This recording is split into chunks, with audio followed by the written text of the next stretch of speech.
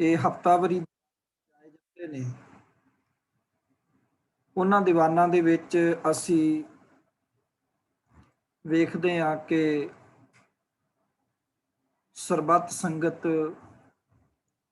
ਸੁਖਮਨੀ ਸਾਹਿਬ ਜੀ ਦਾ ਪਾਠ ਕਰਦੀ ਹੈ, ਉਪਰੰਤ ਰਲ ਮਿਲ ਕੇ ਕੀਰਤਨ ਕਰਦੇ ਨੇ ਤੇ ਇਹ ਹਫ਼ਤਾਵਾਰੀ ਦੀਵਾਨ ਕਿਸੇ ਨਾ ਕਿਸੇ ਨੂੰ ਸਮਰਪਿਤ ਹੁੰਦੇ ਨੇ। ਜਿਵੇਂ ਅੱਜ ਦਾ ਦੀਵਾਨ ਹੈ, ਸੇਵਕ ਪਰਿਵਾਰ ਦੀ ਸੁਖ ਸ਼ਾਂਤੀ ਤੇ ਚੜ੍ਹਦੀ ਕਲਾ ਵਾਸਤੇ ਰੱਖਿਆ ਗਿਆ ਸੀਗਾ। ਬੀਬੀ ਅੰਮ੍ਰਿਤ ਕੌਰ, ਸਰਦਾਰ ਤਜਿੰਦਰ ਸਿੰਘ ਜੀ, ਸਰਦਾਰ ਜਸਵੀਰ ਸਿੰਘ ਜੀ, ਸਰਦਾਰ ਦਲਵਿੰਦਰ ਸਿੰਘ ਜੀ ਅਤੇ ਜਿੱਥੇ ਪਰਿਵਾਰ ਦੀ ਸੁਖ ਸ਼ਾਂਤੀ ਦੇ ਰੋਗਤਾ ਵਾਸਤੇ ਉੱਥੇ ਸਰਦਾਰ ਅਵਤਾਰ ਸਿੰਘ ਜੀ ਤੇ ਸਵਰਗੀ ਸਰਦਾਰ ਹਰਨਾਮ ਸਿੰਘ ਜੀ ਦੀ ਮਿੱਠੀ ਯਾਦ ਨੂੰ ਸਮਰਪਿਤ ਸੀਗਾ। ਸੋ ਇੱਕ ਗੱਲ ਹੋਰ ਹੈ, ਜਦੋਂ ਤੱਕ ਵੀਰ ਜੀ ਜੁੜਦੇ ਨੇ ਮੈਂ ਇਹ ਗੱਲ ਵੀ ਨਾਲ ਦੀ ਨਾਲ ਚੇਤੇ ਕਰਾ ਦੇਵਾਂ ਕਿ ਸਾਨੂੰ ਇਹ ਹਫ਼ਤਾ ਵੀ ਨਹੀਂ ਭੁੱਲਣਾ ਚਾਹੀਦਾ ਜਿਸ ਨੂੰ ਸਿੱਖ ਕੌਮ, ਸਿੱਖ ਇਤਿਹਾਸ ਸ਼ਹੀਦੀ ਹਫ਼ਤੇ ਦੇ ਨਾਲ ਜਾਣਦੀ ਹੈ। ਔਰ ਇਹ ਸ਼ਹੀਦੀ ਹਫ਼ਤਾ ਜਿਹੜਾ 1984 ਦੇ ਸ਼ਹੀਦਾਂ ਦੀ ਯਾਦ ਵਿੱਚ ਅਸੀਂ ਮਨਾਉਂਦੇ ਹਾਂ, ਕਿਉਂਕਿ ਭਾਰਤ ਸਰਕਾਰ ਦੀ ਹਕੂਮਤ ਵੱਲੋਂ ਸਿੱਖਾਂ ਦੇ ਪ੍ਰਤੀ ਉਹ ਵਰਤਾਰਾ ਜਿਸ ਨੂੰ ਭੁਲਾਇਆ ਨਹੀਂ ਜਾ ਸਕਦਾ ਤੇ ਭੁੱਲਿਆ ਵੀ ਨਹੀਂ ਜਾ ਸਕਦਾ। ਆਜ਼ਾਦ ਭਾਰਤ ਦੇ ਵਿੱਚ ਸਾਡੇ ਆਪਣੇ ਗੁਰਧਾਮ, ਉਹ ਗੁਰਧਾਮ ਜਿਨ੍ਹਾਂ ਦੇ ਬਾਬਤ ਅਸੀਂ ਕਦੇ ਗਰਜਾ ਸਿੰਘ, ਬੋਤਾ ਸਿੰਘ ਦੀਆਂ ਸਾਖੀਆਂ ਸੁਣੀਆਂ ਤੇ ਪੜ੍ਹੀਆਂ ਸੀਗੀਆਂ ਕਿ ਜਦੋਂ ਜ਼ਕਰੀਆ ਖਾਂ ਵਰਗਿਆਂ ਨੇ ਢੰਡੋਰਾ ਪਿੱਟ ਦਿੱਤਾ ਕਿ ਸਿੱਖ ਮਾਰ ਮੁਕਾਏ ਗਏ ਹਨ, ਸਿੱਖਾਂ ਦਾ ਖੁਰਾ ਖੋਜ ਮਿਟਾ ਦਿੱਤਾ ਗਿਆ ਹੈ, ਔਰ ਇਹ ਗੱਲ ਉਸਨੇ ਡੰਕੇ ਦੀ ਚੋਟ ਤੇ ਆਖੀ ਸੀ। ਹਰ ਪਾਸੇ ਰੌਲਾ ਪਵਾ ਦਿੱਤਾ ਸੀਗਾ ਕਿ ਸਿੱਖਾਂ ਦਾ ਖੁਰਾ ਖੋਜ ਮਿਟਾ ਦਿੱਤਾ ਗਿਆ, ਔਰ ਐਸਾ ਉਸਨੇ ਕੇਵਲ ਕਿਹਾ ਨਹੀਂ ਸੀ, ਹਕੀਕਤ ਵਿੱਚ ਸਿੱਖਾਂ ਦੇ ਸਿਰਾਂ ਦੇ ਮੁੱਲ ਪਾਏ ਗਏ ਸਨ। ਕਿਸੇ ਦੇ ਸਿਰ ਦਾ ਮੁੱਲ 10 ਰੁਪਏ, ਕਿਸੇ ਦੇ 50 ਰੁਪਏ, ਕਿਸੇ ਦੇ ਸਿਰ ਦਾ ਮੁੱਲ 80 ਰੁਪਏ। ਤੇ ਜਿਨ੍ਹਾਂ ਦਿਨਾਂ ਦੇ ਵਿੱਚ ਸਿੱਖਾਂ ਦੇ ਸਿਰਾਂ ਦੇ ਮੁੱਲ ਪਾਏ ਗਏ, ਉਹਨਾਂ ਦਿਨਾਂ ਵਿੱਚ ਵੀ ਭਾਈ ਗਰਜਾ ਸਿੰਘ, ਬੋਤਾ ਸਿੰਘ ਨੇ ਅੰਮ੍ਰਿਤਸਰ ਸਾਹਿਬ ਜੀ ਦੇ ਸਰੋਵਰ ਵਿੱਚ ਇਸ਼ਨਾਨ ਕਰਕੇ ਤੇ ਨੂਰਦੀਨ ਦੀ ਸਰਾਂ ਤੇ ਨਾਕਾ ਲਾ ਕੇ ਤੇ ਜ਼ਕਰੀਆ ਖਾਂ ਵਰਗੇ ਦੇ ਕੰਨ ਖੋਲਣ ਵਾਸਤੇ ਇੱਕ ਚਿੱਠੀ ਲਿਖ ਦਿੱਤੀ ਸੀ ਕਿ ਚਿੱਠੀ ਲਿਖਤੁਮ ਸਿੰਘ ਬੋਤਾ, ਵਿੱਚ ਰਾਹ ਖਲੋਤਾ, ਆਨਾ ਲਾਇਆ ਗੱਡੇ ਨੂੰ, ਪੈਸਾ ਲਾਇਆ ਖੋਤਾ, ਜਾਂ ਆਖੀ ਉਸ ਭਾਬੀ ਖਾਨੋ ਨੂੰ ਇਉਂ ਆਖੇ ਸਿੰਘ ਬੋਤਾ। ਸੋ ਉਹ ਚਿੱਠੀ ਲਿਖਣ ਦਾ ਭਾਵ ਸੀ ਕਿ ਹਕੂਮਤ ਦੇ ਕੰਨ ਖੋਲ ਦੇਣੇ ਕਿ ਅਸੀਂ ਮਰੇ ਨਹੀਂ ਆ, ਅਸੀਂ ਮੁੱਕੇ ਨਹੀਂ ਆ, ਅਸੀਂ ਅੱਜ ਵੀ ਜਿਹੜਾ ਕਾਇਮ ਹੈਗੇ ਆ ਆਪਣੀ ਗੁਰਧਾਮਾਂ ਦੀ ਆਜ਼ਾਦੀ ਵਾਸਤੇ। ਧਰਮ ਯੁੱਧ ਮੋਰਚਾ 1984 ਵਿੱਚ ਜੋ ਸਿੰਘਾਂ ਨੇ ਲਾਇਆ ਨਾ, ਉਹ ਇਸ ਗੱਲ ਦੇ ਹਕੀਕਤ ਵਿੱਚ ਗਵਾਹੀ ਦੇ ਰਿਹਾ ਸੀਗਾ ਕਿ ਜਿਹੜੀਆਂ ਹਕੂਮਤਾਂ ਸਾਨੂੰ ਖਤਮ ਕਰਨੀਆਂ ਚਾਹੁੰਦੀਆਂ ਨੇ 2% ਵਾਲਿਆਂ ਨੂੰ, ਉਹ ਕੰਨ ਖੋਲ ਕੇ ਸੁਣ ਲੈਣ ਕਿ ਜਿਹੜਾ ਆਜ਼ਾਦੀ ਦਾ ਸਲੋਗਨ ਗੁਰੂ ਨਾਨਕ ਸਾਹਿਬ ਨੇ ਦਿੱਤਾ ਹੈ ਨਾ, ਜੇ ਜੀਵੈ ਪਤ ਲੱਥੀ ਜਾਏ ਸਭ ਹਰਾਮ ਜੇਤਾ ਖਿੱਚ ਖਾਏ, ਅੱਜ ਵੀ ਅਸੀਂ ਉਸ ਦੇ ਉੱਤੇ ਕਾਇਮ ਹੈਗੇ ਆ। ਅਸੀਂ ਜੀਵਾਂਗੇ ਅਣਖ ਨਾਲ ਤੇ ਮਰਾਂਗੇ ਵੀ ਅਣਖ ਨਾਲ। ਸੋ 1984 ਦੇ ਸਮੂਹ ਸ਼ਹੀਦ ਸਿੰਘਾਂ ਨੂੰ ਅਸੀਂ ਕੋਟਾਨ ਕੋਟ ਪ੍ਰਣਾਮ ਕਰਦੇ ਹਾਂ। ਤੇ ਮੈਂ ਇੱਕੋ ਅਖੀਰ ਵਿੱਚ ਬੇਨਤੀ ਕਰਾਂਗਾ ਕਿ ਸ਼ਹੀਦ ਕੀ ਮੌਤ ਤੋਂ ਕੌਮ ਕੀ ਹਯਾਤ ਹੈ, ਹਿਆਤ ਤੋਂ ਹਿਆਤ ਹੈ, ਉਹ ਮੌਤ ਵੀ ਹਿਆਤ ਹੈ, ਉਹ ਮੌਤ ਵੀ ਅੰਮ੍ਰਿਤਮਈ ਬਣ ਜਾਂਦੀ ਹੈ।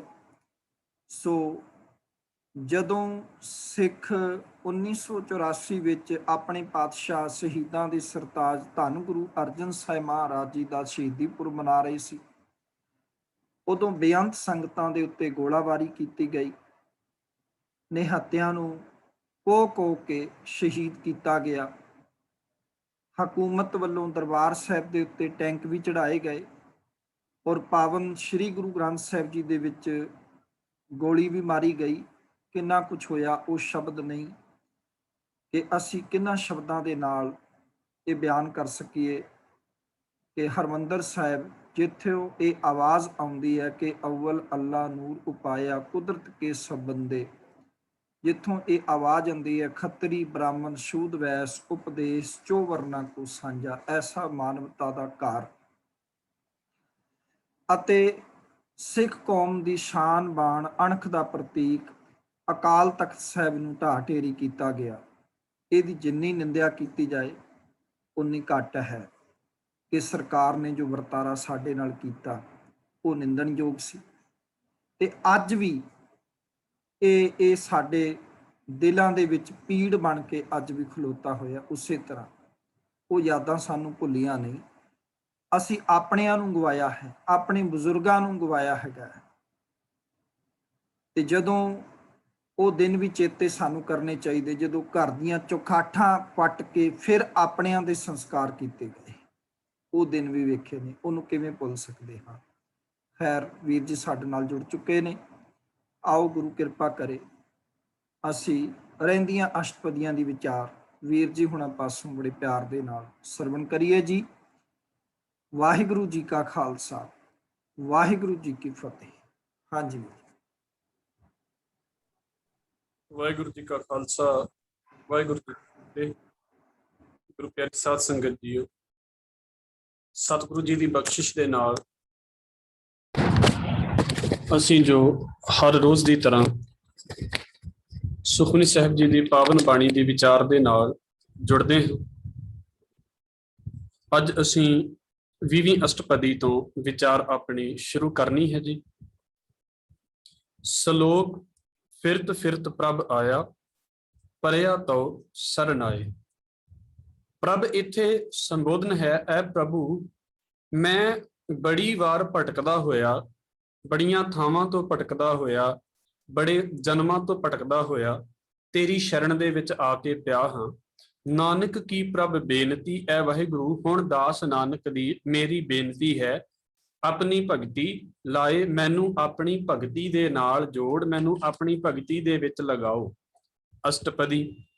ਜਾਚਕ ਜਨ ਜਾਚੈ ਪ੍ਰਭ ਦਾਨ। ਜਾਚਕ ਦਾ ਮਤਲਬ ਹੁੰਦਾ ਹੈ ਮੰਗਣ ਵਾਲਾ। ਐ ਵਾਹਿਗੁਰੂ ਤੇਰੇ ਦਰ ਤੋਂ ਮੰਗਣ ਵਾਲਾ ਜਿਹੜਾ ਜਾਚਕ ਹੈ, ਮੰਗਤਾ ਹੈ, ਤੇਰੇ ਕੋਲੋਂ ਇੱਕ ਦਾਨ ਮੰਗ। ਕਿਹੜਾ ਦਾਨ ਹੈ? ਕਰ ਕਿਰਪਾ ਦੇਵੋ ਹਰ ਨਾਮ, ਕਿਰਪਾ ਕਰਕੇ ਤੇ ਮੈਨੂੰ ਆਪਣੇ ਨਾਮ ਦੀ ਦਾਤ ਬਖਸ਼ੋ। ਸਾਧ ਜਨਾਂ ਕੀ ਮੰਗੋਂ ਧੂੜ, ਤੇਰੇ ਕੋਲੋਂ ਐ ਵਾਹਿਗੁਰੂ ਮੈਂ ਤੇਰੇ ਪਿਆਰਿਆਂ ਦੇ ਚਰਨਾਂ ਦੀ ਧੂੜ ਮੰਗਦਾ ਹਾਂ। ਸਾਧ ਜਨਾਂ ਕੀ ਮੰਗੋਂ ਧੂੜ, ਨਾਨਕ ਕੀ ਹਰ ਵਾਹਿਗੁਰੂ। ਸਾਧ ਜਨਾਂ ਕੀ ਮੰਗੋਂ ਧੂੜ, ਪਾਰ ਬ੍ਰਹਮ ਮੇਰੀ ਸ਼ਰਧਾ ਪੂਰ। ਐ ਵਾਹਿਗੁਰੂ ਜੀਓ ਮੇਰੀ ਇਸ ਇੱਛਾ ਨੂੰ ਪੂਰੀ ਕਰੋ। ਸਦਾ ਸਦਾ ਪ੍ਰਭ ਕੇ ਗੁਣ ਗਾਵੋ, ਸਦਾ ਸਦਾ ਐ ਪ੍ਰਭੂ ਦੇ ਗੁਣਾਂ ਨੂੰ ਗਾਵਾਂ। ਸਾਸ ਸਾਸ ਪ੍ਰਭ ਤੁਮੈ ਧਿਆਵੋ, ਐ ਵਾਹਿਗੁਰੂ ਮੇਰੀ ਇੱਛਾ ਪੂਰੀ ਕਰੋ ਕਿ ਮੈਂ ਹਰ ਸਾਹ ਦੇ ਨਾਲ ਤੁਹਾਨੂੰ ਧਿਆਵਾਂ। ਚਰਨ ਕਮਲ ਸਿਉ ਲਾਗੇ ਪ੍ਰੀਤ, ਤੁਹਾਡੇ ਕਮਲ ਵਰਗੇ ਚਰਨਾਂ ਦੇ ਨਾਲ ਮੇਰੀ ਪ੍ਰੀਤ ਲੱਗ ਜਾਵੇ। ਭਗਤ ਕਰੋ ਪ੍ਰਭ ਕੀ ਨਿਤ ਨੀਤ, ਮੈਂ ਨਿਤ ਮਾਲਕ ਦੀ ਭਗਤੀ ਕਰਾਂ। ਏਕ ਓਟ ਏਕੋ ਆਧਾਰ, ਇੱਕੋ ਹੀ ਅਕਾਲ ਪੁਰਖ ਵਾਹਿਗੁਰੂ ਦਾ ਨਾਮ ਮੇਰਾ ਆਸਰਾ ਹੈ, ਮੈਨੂੰ ਉਹਦੀ ਹੀ ਓਟ ਹੈ। ਨਾਨਕ ਮੰਗੈ ਨਾਮ ਪ੍ਰਭ ਸਾਰ, ਨਾਨਕ ਉਸ ਨਾਮ ਨੂੰ ਮੰਗਦਾ ਹੈ ਜਿਹੜਾ ਸ੍ਰੇਸ਼ਟ ਹੈ। ਭਾਵ ਕਿ ਸਤਿਗੁਰੂ ਕਹਿੰਦੇ ਐ ਵਾਹਿਗੁਰੂ ਤੇਰਾ ਜਾਚਕ, ਤੇਰੇ ਦਰ ਦਾ ਜਾਚਕ ਤੇਰੇ ਤੋਂ ਨਾਮ ਦੀ ਦਾਤ ਮੰਗਦਾ ਹੈ। ਪ੍ਰਭ ਕੀ ਦ੍ਰਿਸ਼ਟ ਮਹਾ ਸੁਖ ਹੋਏ, ਪ੍ਰਭੂ ਦੀ ਦ੍ਰਿਸ਼ਟੀ ਦੇ ਨਾਲ, ਕਿਰਪਾ ਦੇ ਨਾਲ ਬੜਾ ਸੁਖ ਹੁੰਦਾ ਹੈ। ਹਰ ਰਸ ਪਾਵੇ ਬਿਰਲਾ ਕੋਏ, ਪਰ ਇਸ ਨਾਮ ਰਸ ਨੂੰ ਕੋਈ ਵਿਰਲਾ ਹੀ ਪਾਉਂਦਾ ਹੈ। ਜਿਨ ਚਾਖਿਆ ਸੇ ਜਨ ਤ੍ਰਿਪਤਾਨੇ, ਜਿਨ੍ਹਾਂ ਨੇ ਇਸ ਨਾਮ ਰਸ ਨੂੰ ਚਖਿਆ ਹੈ ਉਹ ਬੰਦੇ ਤ੍ਰਿਪਤ ਹੋ ਜਾਂਦੇ ਨੇ, ਰੱਜ ਜਾਂਦੇ ਨੇ। ਪੂਰਨ ਪੁਰਖ ਨਹੀਂ ਡੋਲਾ ਨੇ, ਉਹ ਪੂਰੇ ਹੋ ਜਾਂਦੇ ਨੇ, ਪੁਰਖ ਕੰਪਲੀਟ ਹੋ ਜਾਂਦੇ ਨੇ ਇਸ ਜ਼ਿੰਦਗੀ ਨੂੰ ਜੀਂਦਿਆਂ, ਡੋਲਦੇ ਨਹੀਂ ਨੇ, ਘਬਰਾਉਂਦੇ ਨਹੀਂ ਨੇ। ਸੋ ਭਰ ਭਰੇ ਪ੍ਰੇਮ ਰਸ ਰੰਗ, ਰੱਬ ਦੇ ਪਿਆਰ ਦੇ ਨਾਲ ਉਹ ਭਰੇ ਰਹਿੰਦੇ ਨੇ ਹਰ ਵੇਲੇ। ਫਿਰ ਉਪਜੈ ਚਾਓ, ਵਾਹਿਗੁਰੂ, ਉਪਜੈ ਚਾਓ ਸਾਧ ਕੈ ਸੰਗ, ਉਹਨਾਂ ਦੇ ਅੰਦਰ ਜਿਹੜਾ ਹੈ ਨਾ, ਸਤਿਗੁਰੂ ਕਹਿੰਦੇ ਨੇ ਵੀ ਸਾਧੂ ਦੀ ਸੰਗਤ ਦੇ ਵਿੱਚ, ਉਹਨਾਂ ਸਾਧੂ ਦੀ ਸੰਗਤ ਦੇ ਵਿੱਚ ਜਾ ਕੇ ਉਹਨਾਂ ਦੇ ਅੰਦਰ ਮਾਲਕ ਦੇ ਨਾਮ ਦਾ ਚਾਅ ਚੜਿਆ ਰਹਿੰਦਾ ਹੈ। ਭਾਵੇਂ ਕਿ ਸੰਗਤ ਦੇ ਵਿੱਚ ਜਾਣ ਦਾ ਵੀ ਚਾਅ ਤੇ ਸੰਗਤ ਦੇ ਵਿੱਚ ਜਾ ਕੇ ਨਾਮ ਜਪਣ ਦਾ ਚਾਅ ਵੀ ਉਹਨਾਂ ਦੇ ਅੰਦਰ ਚੜਿਆ ਰਹਿੰਦਾ ਹੈ। ਪਰ ਇਹ ਸ਼ਰਨ ਆਨ ਸਭ ਤਿਆਗ, ਉਹ ਹੋਰ ਸਾਰਾ ਕੁਝ ਤਿਆਗ ਕੇ ਰੱਬ ਦੀ ਸ਼ਰਨ ਦੇ ਵਿੱਚ, ਗੁਰੂ ਦੀ ਸ਼ਰਨ ਦੇ ਵਿੱਚ ਰਹਿੰਦੇ ਹਨ। ਅੰਤਰ ਪ੍ਰਗਾਸ ਅਨ ਦਿਨ ਲਿਵਲਾਗ, ਤੇ ਉਹਨਾਂ ਦੇ ਅੰਦਰ ਅਕਾਲ ਪੁਰਖ ਵਾਹਿਗੁਰੂ ਨਾਮ ਦਾ ਚਾਨਣ ਕਰਦਾ ਹੈ। ਦਿਨ ਰਾਤ ਵਾਹਿਗੁਰੂ ਦੀ ਲਿਵ ਦੇ ਵਿੱਚ ਲੱਗੇ ਰਹਿੰਦੇ ਨੇ। ਬੜ ਭਾਗੀ ਜਪਿਆ ਪ੍ਰਭ ਸੋਏ, ਮਹਾਰਾਜ ਕਹਿੰਦੇ ਉਹ ਵੱਡਿਆਂ ਭਾਗਾਂ ਵਾਲੇ ਨੇ ਜਿਨ੍ਹਾਂ ਨੇ ਅਕਾਲ ਪੁਰਖ ਵਾਹਿਗੁਰੂ ਦਾ ਨਾਮ ਜਪਿਆ ਹੈ। ਨਾਨਕ ਨਾਮ ਰਤੇ ਸੁਖ ਹੋਏ, ਇਹ ਨਾਨਕ ਨਾਮ ਦੇ ਵਿੱਚ ਰੰਗੇ ਜਾਣ ਕਰਕੇ ਹੀ ਸੁਖ ਪ੍ਰਾਪਤ ਹੁੰਦਾ ਹੈ। ਸੇਵਕ ਕੀ ਮਨਸਾ ਪੂਰੀ ਪਈ, ਮਰਦ ਕਹਿੰਦੇ ਉਸ ਸੇਵਕ ਦੀ ਮਨ ਦੀ ਇੱਛਾ ਪੂਰੀ ਹੋ ਜਾਂਦੀ ਹੈ। ਕਿਸ ਦੀ? ਸਤਿਗੁਰ ਤੇ ਨਿਰਮਲ ਮਤ ਲਈ, ਜਿਹਨੇ ਗੁਰੂ ਦੇ ਕੋਲੋਂ ਚੰਗੀ ਮਤ ਪ੍ਰਾਪਤ ਕਰ ਲਈ ਹੈ, ਨਿਰਮਲ ਮਤ ਪ੍ਰਾਪਤ ਕਰ ਲਈ ਹੈ। ਜਨ ਕੋ ਪ੍ਰਭ ਹੋਇਓ ਦਇਆਲ, ਸੇਵਕ ਦੇ ਉੱਤੇ ਫਿਰ ਕੀ ਕੀਤਾ? ਰੱਬ ਜੀ ਦਇਆਲ ਹੋ ਗਿਆ। ਸੇਵਕ ਕੀਨੋ ਸਦਾ ਨਿਹਾਲ, ਉਹਨੇ ਆਪਣੇ ਸੇਵਕ ਨੂੰ ਨਿਹਾਲ ਕਰ ਦਿੱਤਾ। ਬੰਧਨ ਕਾਟ ਮੁਕਤ ਜਨ ਭਇਆ, ਤੇ ਜਿਹੜਾ ਰੱਬ ਦਾ ਸੇਵਕ ਹੀ ਨਾ, ਰੱਬ ਦਇਆਲੂ ਹੋਇਆ ਤੇ ਉਹ ਸਾਰੇ ਬੰਧਨਾਂ ਨੂੰ ਕੱਟ ਦਿੱਤਾ ਤੇ ਸੇਵਕ ਮੁਕਤ ਹੋ ਗਿਆ। ਜਨਮ ਮਰਨ ਦੁੱਖ ਭਰਮ ਗਿਆ, ਉਹਦਾ ਜਨਮ ਮਰਨ ਦਾ ਗੇੜ, ਉਹਦਾ ਦੁੱਖ ਵਹਿਮ ਭਰਮ, ਇਹ ਸਾਰਾ ਦੂਰ ਚਲਾ ਗਿਆ। ਇਸ਼ ਪੁੰਨੀ ਸ਼ਰਧਾ ਸਭ ਪੂਰੀ, ਉਹਦੀ ਇੱਛਾ, ਉਹਦੀ ਸ਼ਰਧਾ ਪੂਰੀ ਹੋ ਗਈ। ਤੇ ਗੁਰੂ ਸਾਹਿਬ ਕਹਿੰਦੇ ਰੱਬ ਰਹਿਆ ਸਦ ਸੰਗ ਹਜ਼ੂਰੀ, ਤੇ ਮਾਲਕ ਉਹਨੂੰ ਹਰ ਵੇਲੇ ਆਪਣੇ ਹਾਜ਼ਰ ਨਾਜ਼ਰ ਵਸਦਾ ਪ੍ਰਤੀਤ ਹੁੰਦਾ ਹੈ। ਜਿਸ ਕਾ ਸਤ ਲੀਆ ਮਿਲਾਏ, ਸਤਿਗੁਰੂ ਕਹਿੰਦੇ ਨੇ ਜਿਸ ਵਾਹਿਗੁਰੂ ਤੋਂ ਪੈਦਾ ਹੋਇਆ ਇਹ ਜੀਵ ਸੀ ਨਾ, ਉਸ ਵਾਹਿਗੁਰੂ ਨੇ ਇਹਨੂੰ ਆਪਣੇ ਨਾਲ ਮਿਲਾ ਲਿਆ। ਨਾਨਕ ਭਗਤੀ ਨਾਮ ਸਮਾਏ, ਰੱਬ ਦੀ ਭਗਤੀ ਕਰਕੇ ਨਾਮ ਦੇ ਨਾਲ ਬੰਦਾ ਜੋ ਹੈ ਉਹ ਸਮਾਇਆ ਰਹਿੰਦਾ ਹੈ, ਵਾਹਿਗੁਰੂ ਦੇ ਵਿੱਚ ਸਮਾਇਆ ਰਹਿੰਦਾ ਹੈ। ਫਿਰ ਗੁਰੂ ਸਾਹਿਬ ਕਹਿੰਦੇ ਸੋ ਕਿਉ ਬਿਸਰੈ ਜੇ ਘਾਲ ਨਾ ਭਾਨੈ, ਉਹ ਮਾਲਕ ਕਿਉਂ ਵਿਸਰ ਜਾਵੇ ਸਾਨੂੰ ਜਿਹੜਾ ਕਿਸੇ ਦੀ ਕੀਤੀ ਮਿਹਨਤ ਬੇਕਾਰ ਨਹੀਂ ਜਾਣ ਦਿੰਦਾ। ਸੋ ਕਿਉ ਬਿਸਰੈ ਜੇ ਕੀਆ ਜਾਣੈ, ਜਿਹੜਾ ਮਾਲਕ ਸਾਰਿਆਂ ਦੀ ਕੀਤੀ ਨੂੰ ਜਾਣਦਾ ਹੈ ਵੀ ਕੌਣ ਕੀ ਕਰਦਾ ਪਿਆ ਹੈ। ਸੋ ਕਿਉ ਬਿਸਰੈ ਜਿਨ ਸਭ ਕਿਛ ਦੀਆ, ਉਹ ਕਿਉਂ ਭੁੱਲ ਜਾਵੇ ਜਿਨੇ ਸਾਨੂੰ ਸਾਰੀਆਂ ਦਾਤਾਂ ਦਿੱਤੀਆਂ ਨੇ।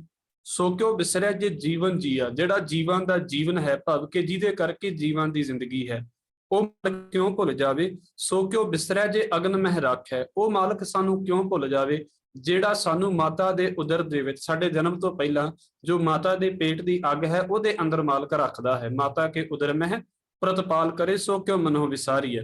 ਤੇ ਬਾਹਰ ਵੀ ਹਜ਼ੂਰ ਕਹਿੰਦੇ ਨੇ ਨਾ, ਮਾਤ ਗਰਭ ਮੈਂ ਆਪਨ ਸਿਮਰਨ ਦੇ ਤਾਂ ਤੁਮ ਰਾਖਨ ਹਾਰੇ, ਪਾਵਕ ਸਾਗਰ ਥਾ ਲਹਿਰ ਮੈਂ ਤਾਰੂ ਤਾਰਨ ਹਾਰੇ। ਇਦਾਂ ਜਿਹੜਾ ਮਾਲਕ ਸਾਨੂੰ ਵਿਕਾਰਾਂ ਦੀ ਅੱਗ ਤੋਂ ਤੇ ਮਾਤਾ ਦੇ ਉਦਰ ਦੀ ਅੱਗ ਤੋਂ ਬਚਾਉਂਦਾ ਹੈ, ਉਹ ਕਿਉਂ ਭੁੱਲ ਜਾਵੇ। ਗੁਰ ਪ੍ਰਸਾਦ ਕੋ ਬਿਰਲਾ ਲੱਖ ਹੈ, ਪਰ ਕੋਈ ਵਿਰਲਾ ਬੰਦਾ ਹੈ ਜਿਹੜਾ ਉਸ ਵਾਹਿਗੁਰੂ ਨੂੰ ਲੱਖਦਾ ਹੈ, ਸਮਝਦਾ ਹੈ। ਤੇ ਫਿਰ ਗੁਰੂ ਸਾਹਿਬ ਕਹਿੰਦੇ ਨੇ ਸੋ ਕਿਉਂ ਬਿਸਰੈ ਜੇ ਬਿਖ ਤੇ ਕੱਢੈ, ਜਿਹੜਾ ਵਾਹਿਗੁਰੂ ਸਾਨੂੰ ਮਾਇਆ ਦੇ ਜ਼ਹਿਰ ਤੋਂ ਬਚਾ ਲੈਂਦਾ ਹੈ, ਉਹ ਸਾਨੂੰ ਕਿਉਂ ਭੁੱਲ ਜਾਵੇ। ਜਨਮ ਜਨਮ ਕਾ ਟੂਟਾ ਗੰਢ ਹੈ, ਰੱਬ ਏਡਾ ਕਿਰਪਾਲੂ ਹੈ ਜਿਹੜਾ ਸਾਨੂੰ ਜਨਮਾਂ ਜਨਮਾਂਤਰਾਂ ਤੋਂ ਟੁੱਟਿਆਂ ਹੋਇਆਂ ਨੂੰ ਆਪਣੇ ਨਾਲ ਦੁਬਾਰਾ ਗੰਢ ਲੈਂਦਾ ਹੈ, ਜੋੜ ਲੈਂਦਾ ਹੈ, ਉਹ ਸਾਨੂੰ ਕਿਉਂ ਭੁੱਲ ਜਾਵੇ। ਹਜ਼ੂਰ ਕਹਿੰਦੇ ਗੁਰ ਪੂਰੈ ਤਤ ਇਹ ਬੁਝਾਇਆ, ਜਿਸ ਬੰਦੇ ਨੂੰ ਪੂਰੇ ਗੁਰੂ ਨੇ ਇਹ ਮੱਤ ਦੇ ਦਿੱਤੀ ਨਾ ਵੀ ਰੱਬ ਨੂੰ ਭੁੱਲਣਾ ਨਹੀਂ ਚਾਹੀਦਾ। ਸਤਿਗੁਰੂ ਕਹਿੰਦੇ ਪ੍ਰਭ ਆਪਣਾ ਨਾਨਕ ਜਨ ਧਿਆਇਆ, ਇਹ ਨਾਨਕ ਉਸ ਬੰਦੇ ਨੇ ਆਪਣੇ ਵਾਹਿਗੁਰੂ ਨੂੰ ਹਮੇਸ਼ਾ ਧਿਆਇਆ ਹੈ। ਸਾਜਨ ਸੰਤ ਕਰੋ ਇਹ ਕਾਮ, ਐ ਸੱਜਣੋ ਐ ਸੰਤ ਜਨੋ ਇਹ ਕੰਮ ਕਰੋ। ਆਨ ਤਿਆਗ ਜਪੋ ਹਰ ਨਾਮ, ਹੋਰਨਾਂ ਚੀਜ਼ਾਂ ਦਾ ਆਸਰਾ ਛੱਡ ਕੇ ਤੇ ਮਾਲਕ ਦੇ ਨਾਮ ਨੂੰ ਜਪੋ। ਸਿਮਰ ਸਿਮਰ ਸਿਮਰ ਸੁਖ ਪਾਵੋ, ਵਾਹਿਗੁਰੂ ਦੇ ਨਾਮ ਨੂੰ ਸਿਮਰ ਕੇ ਸਿਮਰ ਕੇ ਸਿਮਰ ਕੇ ਤੁਸੀਂ ਸੁਖ ਪਾਵੋ। ਆਪ ਜਪੋ ਅਵਰਹ ਨਾਮ ਜਪਾਵੋ, ਆਪ ਮਾਲਕ ਦੇ ਨਾਮ ਨੂੰ ਜਪ ਕੇ ਤੇ ਹੋਰਨਾਂ ਨੂੰ ਵੀ ਇਸ ਨਾਮ ਦੇ ਨਾਲ ਜੋੜੋ। ਫਿਰ ਗੁਰੂ ਸਾਹਿਬ ਕਹਿੰਦੇ ਨੇ ਭਗਤ ਭਾਏ ਤਰੀਐ ਸੰਸਾਰ, ਜੇ ਭਗਤੀ ਦੇ ਨਾਲ ਪਿਆਰ ਕਰੀਏ, ਭਾਵ ਕਿ ਪ੍ਰੇਮ ਭਗਤੀ ਕਰੀਏ, ਤੇ ਫਿਰ ਇਸ ਸੰਸਾਰ ਤੋਂ ਤਰ ਲਿਆ ਜਾਂਦਾ ਹੈ। ਬਿਨ ਭਗਤੀ ਤਨ ਹੋਸੀ ਸ਼ਾਰ, ਭਾਈ ਭਗਤੀ ਤੋਂ ਬਿਨਾ ਇਹ ਜੋ ਸਰੀਰ ਹੈ ਇਹ ਬਿਲਕੁਲ ਬੇਕਾਰ ਹੈ, ਕਿਸੇ ਕੰਮ ਦਾ ਨਹੀਂ ਹੈ। ਬਿਨ ਭਗਤੀ ਤਨ ਹੋਸੀ ਸ਼ਾਰ, ਸਰਬ ਕਲਿਆਣ ਸੂਖ ਨਿਧ ਨਾਮ। ਜਿੰਨੇ ਵੀ ਏਦਾਂ ਕਹਿ ਲਈਏ ਵੀ ਆਨੰਦ ਨੇ, ਸੁੱਖ ਨੇ, ਖਜ਼ਾਨੇ ਨੇ, ਇਹ ਨਾਮ ਦੇ ਵਿੱਚ ਨੇ। ਬੂੜਤ ਜਾਤ ਪਾਏ ਬਿਸਰਾਮ, ਡੁੱਬਦਾ ਹੋਇਆ ਬੰਦਾ, ਇਸ ਸੰਸਾਰ ਦੇ ਵਿੱਚ ਡੁੱਬਦਾ ਹੋਇਆ ਬੰਦਾ ਨਾਮ ਜਪ ਲਵੇ ਤੇ ਉਹਨੂੰ ਟਿਕਾਣਾ ਮਿਲ ਜਾਂਦਾ ਹੈ। ਸਗਲ ਦੁੱਖ ਕਾ ਹੋਵਤ ਨਾਸ, ਮਹਾਰਾਜ ਕਹਿੰਦੇ ਉਹਦਿਆਂ ਸਾਰਿਆਂ ਦੁੱਖਾਂ ਦਾ ਨਾਸ ਹੋ ਜਾਂਦਾ ਹੈ। ਇਸ ਕਰਕੇ ਨਾਨਕ ਨਾਮ ਜਪੋ ਗੁਣਤਾਸ, ਐ ਭਾਈ ਗੁਣਾਂ ਦੇ ਖਜ਼ਾਨੇ ਮਾਲਕ ਨੂੰ ਜਪੋ। ਉਪਜੀ ਪ੍ਰੀਤ ਪ੍ਰੇਮ ਰਸ ਚਾਓ, ਹਜ਼ੂਰ ਕਹਿੰਦੇ ਜਿਸ ਬੰਦੇ ਦੇ ਅੰਦਰ ਗੁਰੂ ਦੇ ਪ੍ਰਤੀ ਪਿਆਰ ਪੈਦਾ ਹੋ ਗਿਆ, ਪ੍ਰੇਮ ਪੈਦਾ ਹੋ ਗਿਆ, ਚਾਹ ਪੈਦਾ ਹੋ ਗਿਆ, ਮਨ ਤਨ ਅੰਤਰ ਇਹੀ ਸੁਆਓ, ਉਹਦੇ ਮਨ ਤੇ ਤਨ ਦੇ ਵਿੱਚ ਫਿਰ ਇੱਕੋ ਹੀ ਤਾਂਘ ਹੁੰਦੀ ਹੈ, ਇੱਕੋ ਹੀ ਮਨੋਰਥ ਹੁੰਦਾ ਹੈ। ਨੇਤਰੋਂ ਪੇਖ ਦਰਸ ਸੁਖ ਹੋਏ, ਗੁਰੂ ਦਾ ਦਰਸ਼ਨ ਇਹਨਾਂ ਅੱਖਾਂ ਦੇ ਨਾਲ ਕਰਕੇ ਉਹਨੂੰ ਸੁਖ ਮਹਿਸੂਸ ਹੁੰਦਾ ਹੈ। ਮਨ ਬਿਗਸੈ ਸਾਧ ਚਰਨ ਧੋਏ, ਮਹਾਰਾਜ ਕਹਿੰਦੇ ਨੇ ਗੁਰੂ ਦੇ ਚਰਨਾਂ ਦੀ ਸੇਵਾ ਕਰਕੇ, ਭਾਵ ਕਿ ਗੁਰੂ ਦੀ ਹਜ਼ੂਰੀ ਦੇ ਵਿੱਚ ਸੇਵਾ ਕਰਕੇ ਉਹਦਾ ਮਨ ਪ੍ਰਸੰਨ ਹੁੰਦਾ ਹੈ।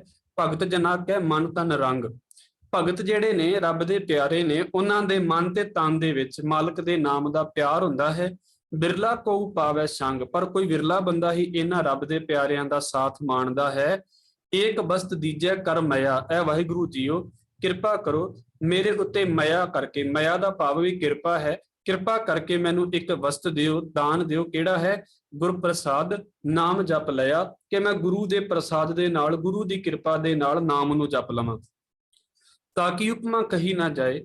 ਮਹਾਰਾਜ ਕਹਿੰਦੇ ਨੇ ਉਸ ਵਾਹਿਗੁਰੂ ਦੀ ਮਹਿਮਾ ਬੋਲੀ ਨਹੀਂ ਜਾ ਸਕਦੀ। ਨਾਨਕ ਰਹਿਆ ਸਰਬ ਸਮਾਏ, ਉਹ ਵਾਹਿਗੁਰੂ ਹਰ ਪਾਸੇ ਵਿਆਪਕ ਹੈ। ਹਜ਼ੂਰ ਦੇ ਬਚਨ ਵੇਖੋ, ਪ੍ਰਭ ਬਖਸ਼ੰਦ ਦੀਨ ਦਇਆਲ, ਇਹ ਬਖਸ਼ੰਦ ਵਾਹਿਗੁਰੂ ਬਖਸ਼ਿਸ਼ਾਂ ਕਰਨ ਵਾਲੇ, ਬਖਸ਼ਣ ਵਾਲੇ, ਦੀਨਾਂ ਦੇ ਉੱਤੇ ਦਇਆ ਕਰਨ ਵਾਲੇ ਪ੍ਰਭੂ, ਭਗਤ ਵਸ਼ਲ ਭਗਤੀ ਨੂੰ ਪਿਆਰ ਕਰਨ ਵਾਲੇ, ਸਦਾ ਕਿਰਪਾਲ, ਇਹ ਸਦਾ ਕਿਰਪਾਲੂ ਵਾਹਿਗੁਰੂ। ਅਨਾਥ ਨਾਥ, ਜਿਨ੍ਹਾਂ ਦਾ ਕੋਈ ਨਹੀਂ ਤੂੰ ਉਹਨਾਂ ਦਾ ਮਾਲਕ ਹੈ। ਅਨਾਥਾਂ ਦੇ ਨਾਥ, ਗੋਬਿੰਦ ਗੋਪਾਲ, ਧਰਤੀ ਨੂੰ ਪਾਲਣ ਵਾਲੇ, ਇਹ ਗੋਬਿੰਦ ਇਹ ਗੋਪਾਲ ਪ੍ਰਭੂ। ਸਰਬ ਘਟਾ ਕਰਤ ਪ੍ਰਤਪਾਲ, ਹਜ਼ੂਰ ਕਹਿੰਦੇ ਸਾਰਿਆਂ ਸਰੀਰਾਂ ਨੂੰ ਪਾਲਣਾ ਕਰਨ ਵਾਲੇ ਇਹ ਪ੍ਰਭੂ। ਆਦਿ ਪੁਰਖ ਕਾਰਨ ਕਰਤਾਰ, ਆਦਿ ਪੁਰਖ ਇਹ ਵਾਹਿਗੁਰੂ ਤੂੰ ਸਾਰਿਆਂ ਦਾ ਮੁੱਢ ਹੈ, ਸਾਰਿਆਂ ਦਾ ਕਰਨ ਵਾਲਾ ਹੈ, ਕਰਤਾਰ ਹੈ, ਕਰਤਾ ਹੈ। ਭਗਤ ਜਨਾਂ ਕੇ ਪ੍ਰਾਣ ਆਧਾਰ, ਸੱਚੇ ਪਾਤਸ਼ਾਹ ਕਹਿੰਦੇ ਇਹ ਭਗਤਾਂ ਦੇ ਪ੍ਰਾਣਾਂ ਦੇ ਆਸਰੇ। ਜੋ ਜੋ ਜਪੈ ਸੋ ਹੋਏ ਪੁਨੀਤ, ਹਜ਼ੂਰ ਕਹਿੰਦੇ ਨੇ ਜੋ ਜੋ ਤੈਨੂੰ ਜਪਦਾ ਹੈ ਉਹ ਪਵਿੱਤਰ ਹੋ ਜਾਂਦਾ ਹੈ। ਇਹ ਸਾਰੀ ਸੰਬੋਧਨ ਹੈ ਅਰਦਾਸ ਦੇ ਰੂਪ ਦੇ ਵਿੱਚ। ਭਗਤ ਭਾਏ ਲਾਵੇ ਮਨ ਹੀਤ, ਹਜ਼ੂਰ ਕਹਿੰਦੇ ਪਿਆਰ ਭਗਤੀ ਦੇ ਨਾਲ ਜਿਹੜਾ ਤੇਰੇ ਨਾਲ ਹਿੱਤ ਜੋੜਦਾ ਹੈ ਉਹ ਕੀ ਹੋ ਜਾਂਦਾ ਹੈ? ਪੁਨੀਤ ਹੋ ਜਾਂਦਾ ਹੈ, ਪਵਿੱਤਰ ਹੋ ਜਾਂਦਾ ਹੈ। ਹਮ ਨਿਰਗੁਣੀਆਰ ਨੀਚ ਅਜਾਨ, ਇਹ ਸੱਚੇ ਪਾਤਸ਼ਾਹ ਅਸੀਂ ਗੁਣਹੀਣ ਹਾਂ, ਨੀਵੇਂ ਹਾਂ, ਅਣਜਾਣ ਹਾਂ। ਨਾਨਕ ਤੁਮਰੀ ਸ਼ਰਨ ਪੁਰਖ ਭਗਵਾਨ, ਪਰ ਇਹ ਵਾਹਿਗੁਰੂ ਤੇਰੀ ਸ਼ਰਨ ਦੇ ਵਿੱਚ ਆਏ ਹਾਂ। ਸਤਿਗੁਰੂ ਅੱਗੇ ਗੱਲ ਕਰਦੇ ਨੇ, ਸਾਨੂੰ ਕਿਰਪਾ ਕਰੋ ਤੇ ਆਪਣਾ ਨਾਮ ਬਖਸ਼ਿਓ, ਸਰਬ ਬੈਕੁੰਠ ਮੁਕਤ ਮੋਖ ਪਾਏ। ਏਕ ਨਿਮਕ ਹਰ ਕੇ ਗੁਣ ਗਾਏ, ਇਹ ਪਹਿਲਾਂ ਦੂਸਰੀ ਪੰਕਤੀ ਪੜਾਂਗੇ, ਫਿਰ ਇਹਦੇ ਤੋਂ ਉੱਪਰਲੀ ਪੰਕਤੀ ਆ ਜਾਂਦੀ ਹੈ। ਕਹਿੰਦੇ ਨੇ ਜਿਨੇ ਇੱਕ ਨਿਮਕ ਵੀ ਹਰੀ ਦੇ ਗੁਣ ਗਾ ਲਏ ਨੇ ਨਾ, ਸਮਝ ਲਓ ਵੀ ਉਹਨੇ ਸਰਬ ਬੈਕੁੰਠ, ਸਾਰੇ ਹੀ ਜਿਹੜੇ ਸਵਰਗ ਨੇ, ਮੁਕਤੀਆਂ ਨੇ ਤੇ ਮੋਖ ਨੇ, ਮੋਕਸ਼ ਨੇ, ਉਹ ਸਾਰੇ ਪ੍ਰਾਪਤ ਕਰ ਲਏ ਨੇ। ਭਾਵ ਕਿ ਇੱਕ ਸੈਕਿੰਡ ਨਾਮ ਜਪਣਾ ਜਿਹੜਾ ਹੈ ਨਾ, ਉਹ ਕਈ ਮੁਕਤੀਆਂ ਤੋਂ ਉੱਤੇ ਦੀ ਗੱਲ ਹੈ। ਅਨੇਕ ਰਾਜ ਭੋਗ ਵਡਿਆਈ, ਹਰ ਕੇ ਨਾਮ ਕੀ ਕਥਾ ਮਨ ਭਾਈ। ਜਿਸ ਬੰਦੇ ਨੂੰ ਹਰੀ ਦੇ ਨਾਮ ਦੀ ਕਥਾ ਚੰਗੀ ਲੱਗਦੀ ਹੈ ਨਾ, ਸਤਿਗੁਰੂ ਕਹਿੰਦੇ ਅਨੇਕਾਂ ਰਾਜ ਭੋਗ ਤੇ ਵਡਿਆਈਆਂ ਸਮਝ ਲਓ ਉਹਨੂੰ ਮਿਲ ਜਾਂਦੀਆਂ ਨੇ, ਉਹਨੂੰ ਉਹਨਾਂ ਸੁੱਖ ਹੁੰਦਾ ਹੈ। ਬਹੁ ਭੋਜਨ ਕਾਪਰ ਸੰਗੀਤ ਰਸਨਾ ਜਪਤੀ ਹਰ ਹਰ ਨੀਤ, ਜਿਹਦੀ ਜ਼ੁਬਾਨ ਵਾਹਿਗੁਰੂ ਦੇ ਨਾਮ ਨੂੰ ਨਿਤ ਜਪਦੀ ਹੈ ਨਾ, ਸਮਝ ਲਓ ਜਿੰਨਾ ਕਿਸੇ ਨੂੰ ਭੋਜਨ ਖਾ ਕੇ, ਕੱਪੜੇ ਪਹਿਨ ਕੇ, ਸੰਗੀਤ ਸੁਣ ਕੇ ਸਕੂਨ ਮਿਲਦਾ ਹੈ ਨਾ, ਉਸ ਬੰਦੇ ਨੂੰ ਉਹਨਾਂ ਸਕੂਨ ਮਿਲਦਾ ਹੈ ਜਿਹਦੀ ਜ਼ੁਬਾਨ ਵਾਹਿਗੁਰੂ ਦਾ ਨਾਮ ਜਪਦੀ ਹੈ। ਭਲੀ ਸੋ ਕਰਨੀ ਸੋਭਾ ਧਨਵੰਤ, ਹਿਰਦੈ ਬਸੇ ਪੂਰਨ ਗੁਰਮੰਤ, ਜਿਹਦੇ ਹਿਰਦੇ ਦੇ ਵਿੱਚ ਵਾਹਿਗੁਰੂ ਦਾ ਪੂਰਾ ਮੰਤਰ ਵਸ ਗਿਆ ਹੈ, ਭਾਵ ਕਿ ਪੂਰੀ ਸਿੱਖਿਆ ਵਸ ਗਈ ਹੈ। ਹਜ਼ੂਰ ਕਹਿੰਦੇ ਉਹਦੀ ਕਰਨੀ, ਉਹਦੇ ਕੰਮ ਚੰਗੇ ਹੋ ਜਾਂਦੇ ਨੇ, ਉਹਦੀ ਸ਼ੋਭਾ ਹੋ ਜਾਂਦੀ ਹੈ ਤੇ ਉਹੀ ਧਨਵਾਨ ਹੈ। ਫਿਰ ਗੁਰੂ ਸਾਹਿਬ ਕਹਿੰਦੇ ਨੇ ਸਾਧ ਸੰਗ ਪ੍ਰਭ ਦੇਹੋ ਨਿਵਾਸ, ਇਹ ਵਾਹਿਗੁਰੂ ਜੀਓ ਕਿਰਪਾ ਕਰੋ ਮੈਨੂੰ ਸਾਧੂਆਂ ਦੀ ਸੰਗਤ ਦੇ ਵਿੱਚ, ਗੁਰੂ ਦੀ ਸੰਗਤ ਦੇ ਵਿੱਚ ਨਿਵਾਸ ਦੇਹੋ। ਕਿਉਂ? ਸਰਬ ਸੁਖ ਨਾਨਕ ਪ੍ਰਗਾਸ, ਕਿਉਂਕਿ ਸੰਗਤ ਦੇ ਵਿੱਚ ਬੈਠ ਕੇ ਵਾਹਿਗੁਰੂ ਦੇ ਗੁਣ ਗਾਉਣ ਦੇ ਨਾਲ ਮਾਲਕ ਦੇ ਸਾਨੂੰ ਸਾਰੀ ਜ਼ਿੰਦਗੀ ਦੇ ਵਿੱਚ ਸੁਖ ਪ੍ਰਾਪਤ ਹੁੰਦੇ ਨੇ ਤੇ ਸਾਡੀ ਜ਼ਿੰਦਗੀ ਦੇ ਵਿੱਚ ਨਾਮ ਦਾ ਚਾਨਣ ਹੁੰਦਾ ਹੈ। ਅਗਲੀ ਅਸ਼ਟਪਦੀ ਜੋ ਹੈ ਇਹਨੂੰ ਇਦਾਂ ਸਮਝ ਲਈਏ, ਹੁਣ ਜਿੱਦਾਂ ਸਾਰਾ ਸੰਸਾਰ ਹੈ, ਸੰਸਾਰ ਦੇ ਵਿੱਚ ਦੁੱਖ ਸੁੱਖ, ਊਚ ਨੀਚ, ਪੁੰਨ ਪਾਪ, ਸਵਰਗ ਨਰਕ, ਇਹ ਸਾਰੀਆਂ ਗੱਲਾਂ ਚੱਲਦੀਆਂ ਪਈਆਂ ਨੇ। ਪਰ ਜੇ ਸੰਸਾਰ ਹੀ ਨਾ ਹੋਵੇ ਤੇ ਫਿਰ ਕੁਝ ਵੀ ਨਹੀਂ ਹੋਵੇਗਾ। ਇਸ ਕਰਕੇ ਇੱਕ ਸਮਾਂ ਇਦਾਂ ਹੈ ਜਦੋਂ ਕੇਵਲ ਤੇ ਕੇਵਲ ਰੱਬ ਹੀ ਸੀ, ਸੰਸਾਰ ਨਹੀਂ ਸੀ। ਸਤਿਗੁਰੂ ਨੇ ਉਸ ਨਿਰਗੁਣ ਅਵਸਥਾ ਦੀ ਵਿਆਖਿਆ ਲਗਭਗ ਅਸ਼ਟਪਦੀ ਦੇ ਵਿੱਚ ਕੀਤੀ ਹੈ। ਥੋੜੀ ਜਿਹੇ ਪਦਿਆਂ ਦੇ ਵਿੱਚ, ਫਿਰ ਆਖਰੀ ਪਦਿਆਂ ਦੇ ਵਿੱਚ ਸਰਗੁਣ ਰੂਪ ਦੀ ਵਿਆਖਿਆ ਹੈ। ਇਹ ਸਾਰੀ ਨਿਰਗੁਣ ਦੀ ਵਿਆਖਿਆ ਹੈ। ਹਜ਼ੂਰ ਕਹਿੰਦੇ ਨੇ ਸ਼ਲੋਕ ਸਰਗੁਣ ਨਿਰਗੁਣ ਨਿਰੰਕਾਰ। ਸਰਗੁਣ ਦਾ ਮਤਲਬ ਹੈ ਸਾਰੀਆਂ ਗੁਣਾਂ ਦੇ ਵਿੱਚ, ਜਿਹਦੇ ਵਿੱਚ ਮਾਇਆ ਦੇ 3 ਗੁਣ ਆ ਜਾਂਦੇ ਨੇ, ਜਿੱਦਾਂ ਸੰਸਾਰੀ ਰੂਪ ਹੋ ਗਿਆ, ਜੋ ਮਾਲਕ ਦਾ ਪ੍ਰਗਟ ਰੂਪ ਹੈ, ਜੋ ਜਿੱਦਾਂ ਦੁਨੀਆ ਹੈ। ਨਿਰਗੁਣ ਦਾ ਮਤਲਬ ਹੈ ਉਹਦਾ ਕੋਈ ਖਾਸ ਰੂਪ ਨਹੀਂ, ਆਪਣੇ ਆਪ ਦੇ ਵਿੱਚ ਆਪ ਹੀ ਹੈ। ਉਹ ਵਾਹਿਗੁਰੂ ਜਿਹੜਾ ਸਰਗੁਣ ਤੇ ਨਿਰਗੁਣ ਹੈ, ਸੁਨ ਸਮਾਧੀ ਭਾਈ, ਸੁਰ ਸਮਾਧੀ ਵਾਲਾ ਵੀ ਉਹ ਆਪ ਹੀ ਹੈ, ਮਤਲਬ ਆਪਣੇ ਆਪ ਦੇ ਵਿੱਚ ਟਿਕਿਆ ਹੋਇਆ ਵੀ ਉਹ ਆਪ ਹੀ ਹੈ। ਆਪਨ ਕੀਆ ਨਾਨਕਾ ਆਪੇ ਹੀ ਫਿਰ ਜਾਪ। ਆਪ ਹੀ ਮਾਲਕ ਨੇ ਆਪਣੇ ਆਪ ਨੂੰ ਪੈਦਾ ਕੀਤਾ ਹੈ ਤੇ ਜੀਵਾਂ ਦੇ ਵਿੱਚ ਬੈਠ ਕੇ ਸਰਗੁਣ ਹੋ ਕੇ ਆਪੇ ਹੀ ਫਿਰ ਜਾਪ, ਤੇ ਆਪਣਾ ਜਾਪ ਆਪ ਜਪਦਾ ਹੈ। ਅਸ਼ਟਪਦੀ ਜਬ ਆਕਾਰ ਇਹ ਕਛ ਨਾ ਦ੍ਰਿਸ਼ਟੇਤਾ। ਇਹਨੂੰ ਅਸ਼ਟਪਦੀ ਨੂੰ ਥੋੜਾ ਜਿਹਾ ਧਿਆਨ ਦੇ ਨਾਲ ਸਮਝ ਲੈਣਾ। ਜਦੋਂ ਆ ਆਕਾਰ ਜੋ ਸੰਸਾਰ ਹੈ ਇਹ ਕੁਝ ਨਹੀਂ ਸੀ ਦਿਸਦਾ, ਪਾਪ ਪੁੰਨ ਤਬ ਕਹਤੇ ਹੋਤਾ। ਤੇ ਮਹਾਰਾਜ ਕਹਿੰਦੇ ਫਿਰ ਪਾਪ ਪੁੰਨ ਕਿੱਥੇ ਹੁੰਦਾ ਸੀ? ਪਾਪ ਪੁੰਨ ਤੇ ਤਾਂ ਹੋਏ ਨਾ ਕਿ ਜਦੋਂ ਸ੍ਰਿਸ਼ਟੀ ਪੈਦਾ ਹੋ ਗਈ। ਬਿਲਕੁਲ ਏਦਾਂ ਹੈ, ਜਬ ਧਾਰੀ ਆਪਨ ਸੁਨ ਸਮਾਧ, ਜਦੋਂ ਰੱਬ ਆਪ ਹੀ ਸੁਨ ਸਮਾਧੀ ਦੇ ਵਿੱਚ ਸੀ। ਸੁਨ ਦਾ ਮਤਲਬ ਹੁੰਦਾ ਹੈ ਜ਼ੀਰੋ, ਭਾਵ ਕਿ ਆਪਣੇ ਆਪ ਦੇ ਵਿੱਚ ਹੀ ਮਸਤ ਸੀ। ਤਬ ਬੈਰ ਵਿਰੋਧ ਕਿਸ ਸੰਗ ਕਮਾਤ। ਜਦੋਂ ਹੈ ਹੀ ਰੱਬ ਇਕੱਲਾ ਸੀ ਤੇ ਇਕੱਲੇ ਨੇ ਵੈਰ ਕਿਹਦੇ ਨਾਲ ਕਰਨਾ ਸੀ? ਅਸੀਂ ਇਕੱਲੇ ਹੋਵਾਂਗੇ ਤੇ ਲੜਾਂਗੇ ਕਿਹਦੇ ਨਾਲ? ਇਸ ਕਰਕੇ ਰੱਬ ਇਕੱਲਾ ਸੀ, ਫਿਰ ਵੈਰ ਕਿਹਦੇ ਨਾਲ ਹੋਣਾ ਸੀ? ਹਜ਼ੂਰ ਕਹਿੰਦੇ ਜਬ ਇਸਕਾ ਵਰਨ ਚਿਹਨ ਨਾ ਜਾਪਤ। ਜਦੋਂ ਰੱਬ ਦਾ ਕੋਈ ਰੰਗ ਹੀ ਨਹੀਂ, ਰੱਬ ਦਾ ਕੋਈ ਚਿੰਨ੍ਹ ਹੀ ਨਹੀਂ ਸੀ ਨਿਰਗੁਣ ਰੂਪ ਦੇ ਵਿੱਚ, ਤੇ ਮਹਾਰਾਜ ਕਹਿੰਦੇ ਨੇ ਤਬ ਹਰਖ ਸੁਖ ਕਹੋ ਕਿਸੇ ਵਿਆਪਤ। ਫਿਰ ਖੁਸ਼ੀ ਗਮੀ ਕਿਹਨੂੰ ਲੱਗਣੀ ਸੀ? ਭਾਵ ਕਿ ਕਿਸੇ ਨੂੰ ਨਹੀਂ। ਜਬ ਆਪਨ ਆਪ ਪਾਰ ਬ੍ਰਹਮ, ਜਦੋਂ ਰੱਬ ਆਪਣੇ ਆਪ ਦੇ ਵਿੱਚ ਇਕੱਲਾ ਸੀ, ਤਬ ਮੋਹ ਕਹਾਂ ਕਿਸ ਹੋਵਤ ਭਰਮ। ਫਿਰ ਮੋਹ ਕਿੱਥੇ ਹੋਣਾ ਸੀ ਕਿਸੇ ਨੂੰ, ਤੇ ਕਾਹਦਾ ਭਰਮ ਹੋਣਾ ਸੀ?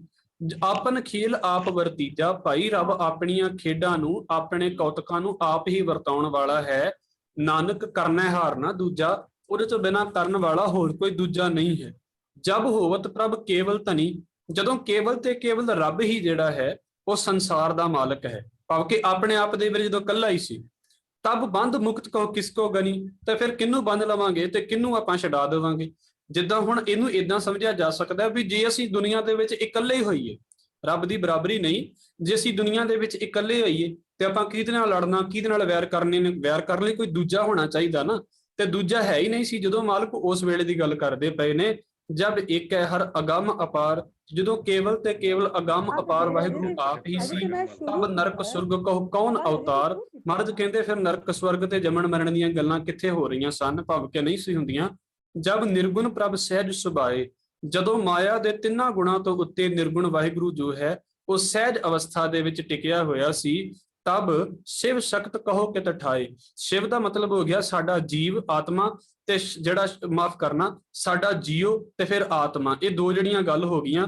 ਹਜ਼ੂਰ ਕਹਿੰਦੇ ਨੇ ਫਿਰ ਇਹਨਾਂ ਦੀ ਤੇ ਹੋਣ ਦੀ ਨਹੀਂ ਸੀ ਨਾ, ਜਦੋਂ ਰੱਬ ਆਪਣੇ ਆਪ ਦੇ ਵਿੱਚ ਹੈ ਫਿਰ ਸ਼ਿਵ ਤੇ ਸ਼ਕਤੀ, ਭਾਵ ਕਿ ਮਾਇਆ ਤੇ ਜੀਵ ਦੀ ਕੋਈ ਗੱਲ ਹੀ ਨਹੀਂ ਆਉਂਦੀ। ਸ਼ਕਤੀ ਹੋ ਗਿਆ ਮਾਇਆ, ਸ਼ਿਵ ਹੋ ਗਿਆ ਜੀਵ।